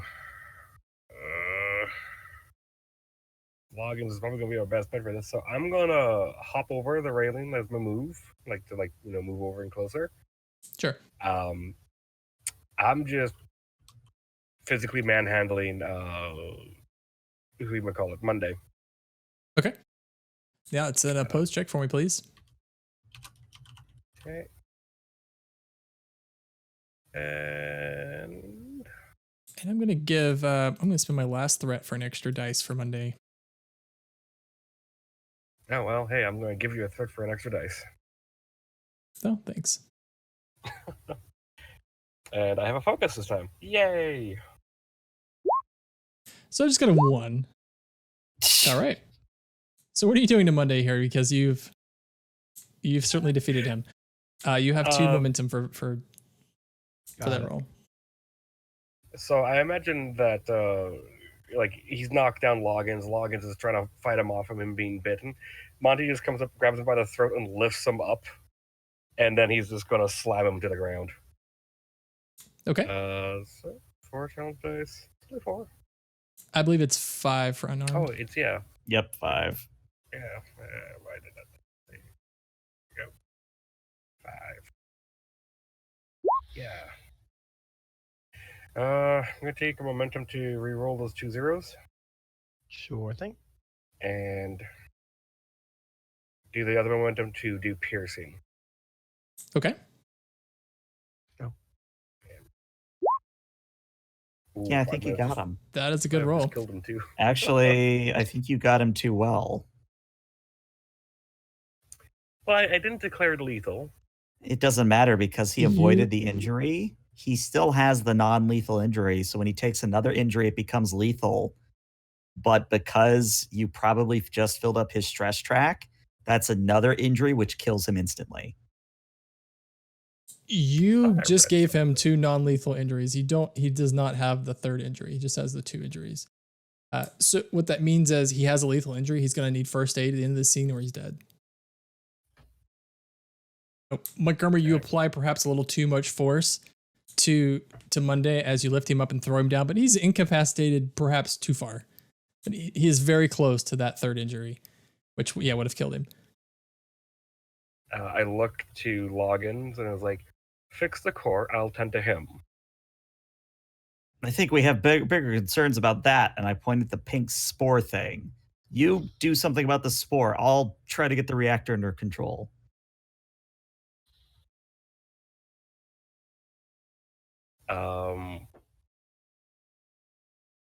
Yeah, well, it's Login's turn right now. I'm not sure if we're still in initiative or not. No, we are out of combat now, so you guys can go, however you'd like. All right. You can always dump the core and grab it later. I mean, that is plan B. Okay. So, Loggins, you are without power for the most part on the systems here. You could evaluate the condition of the warp core if you'd like. That's going to probably be just taking a tricorder, doing a scan, and also using your eyes and your experience to figure out what's going on. Yeah, let's do that real quick. Quack. Now. Reason engineering, I'm assuming? Yes, difficulty 0. Difficulty 0. Wonderful. I don't learn anything. Jeez. So your Loggins rolls looks at with the Loggins, reactor. your rolls with Loggins have been really, really bad. It's kind of funny. I So- actually love it. I think failing is more interesting than succeeding in this instance. So, Loggins, you're pretty sure it's still a warp core. Ensign, I need a professional opinion of someone who. Wait a second. I outrank you. I'm Lieutenant Junior Grade. Why the fuck am I asking you? I'll be nice. Do you think we could dump the warp core? Do you think the captain would care? The captain may not be in a position, but you have my authorization to dump the core. Excellent, because I'm going to need 2 command codes to dump it. And he's just gonna. I don't want to leave Monday for too long. Yeah, he'll go over to one of the consoles and punch in his command code. Yep, Loggins puts in his and ejects that there core. I am going to now work on Monday. And there's Now, I do need to actually roll something for this. Oh, really? Yep, Let's do it's a daring engineering. Yeah, I was going to say daring engineering. Let's say difficulty 2. Yep, that's actually exactly what it is. Oh, nice. Look at me. I'll have a threat, so I can roll 3 dice here. Okay, that's good. That's 2 momentum. Yeah. I'm going to spend the 2 momentum immediately to make the advantage that the core goes sailing into the Romulan ship. Okay. What's the intention there? That it's gonna damage the Well, Romulan I ship? mean, if the spore is going to cause it to blow up, I'd rather it blow up the Romulan ship than blow us up. Okay, Also, but the if fact it now goes that- in the Romulan ship and the Romulan ship blows up, it's gonna blow up your core too. And Yeah, I we know. have a very long trip back to Federation space. Okay. We do have a very long trip back to space, but we're alive. At least that's what Loggins is thinking. That's fair. I mean, it's He's in the sound danger logic. zone right now. He's in the danger zone, not the logical zone. And look at that. I rolled an effect. So Loggins, you dump the core, and your tricorder, which is probably the only thing that's going to tell you this at this point, is you launch the core. It goes sailing off towards the Romulan ship. The Romulan ship explodes for a moment and then implodes. And as it's imploding, it sucks your warp core into the nothing that is where it used to be. And the warp core is gone. So, Montgomery, I guess we have a lot of time on our hands now. Do you want to tell the captain, or should I? He's not responding as he's taking care of Monday right now. Right. I'll be over here figuring out how the hell to keep our fusion reactors running till we get rescued. That is going to, for Monday, that's going to be a medicine daring difficulty of 2. Triage is a focus? Yeah. Yeah. Oh, and field medicine. I forgot what that does. Yeah, that'll apply too. Alright. What does it do again? It's been a while. It's medicine daring. This is to stabilize him. The idea being he's not going to die and you could move him somewhere where someone else could get him back on his feet. And yeah. Whew. That's all Wow. you need. Get you 2 momentum.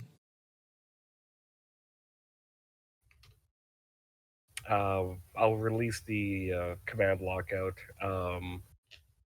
after confirming with my tricorder that no one else is becoming these things.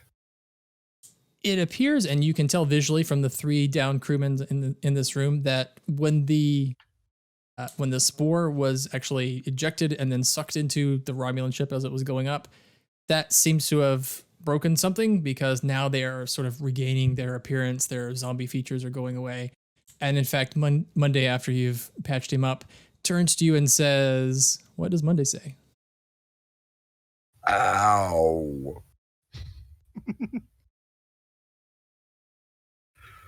That's all he says. But we're going to transition back to the bridge, and reports are coming in. I guess it's showing up on your screen, 8, that there are casualties. You notice that you've ejected a warp core, and the warp core has been destroyed by the Romulan ship as it was also destroyed. But what's also noticeable, Talise, on your display, your navigation display, is that there is a large group of Federation ships. This is on your long-range scanners or Starfleet ships that apparently are engaged with a large group of Klingon ships just across the border. So our warp core is gone, but everything seems to be fine. Question though, because Talise is still with the captain. Is he gonna make it to surgery, or do we need to do jury rig surgery here and now? You guys did such a good my roll that I think he's gonna be fine. The roll that you did was a stabilization roll, so he's stabilized and you can move him somewhere for surgery. So if you had just barely made that roll, I would say maybe make another one. But I'm also out of threat, so I can't really throw that at you. And you also did so well, so this feels fair. In that case, Major Talise is going to look to Commander Tuzon and say, Commander, it would be prudent to send out a distress call. We are a hospital ship, and therefore, if the Klingons are still upholding their end of the wartime accords, we will be rescued eventually. Whether or not that is by a Federation or a Klingon ship, I cannot say, but based on what I'm seeing on my tricorder, we no longer have a warp core to get ourselves out of here. Start transmitting the distress call. We need to get the captain to a surgery ward. I guess that makes me acting captain. Oh boy, 2 promotions in less than a week.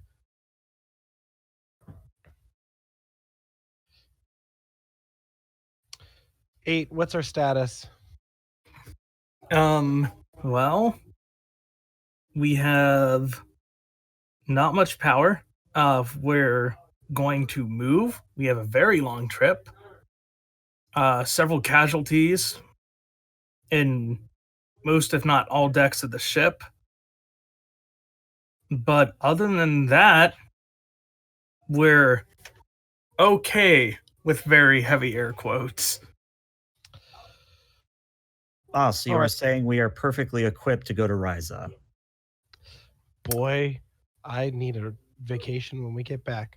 That actually sounds great right now, and I appreciate that, Major. Good, because I normally don't do humor. Stand down to yellow alert. Let's get, well, like I said, start transmitting. Let's get medical teams to all decks. Let's try to get repair crews up here and we're going to stay here and do as much repair work on our people and things as we can until we get rescued. And with that, the last scene that we will have for today is we jump to a scene on Kronos, the Klingon homeworld. And it's night, which is like what it always seems to be on Kronos. And we zoom in and we see the Chancellor of the Klingon Empire. He's walking with a figure in the shadows.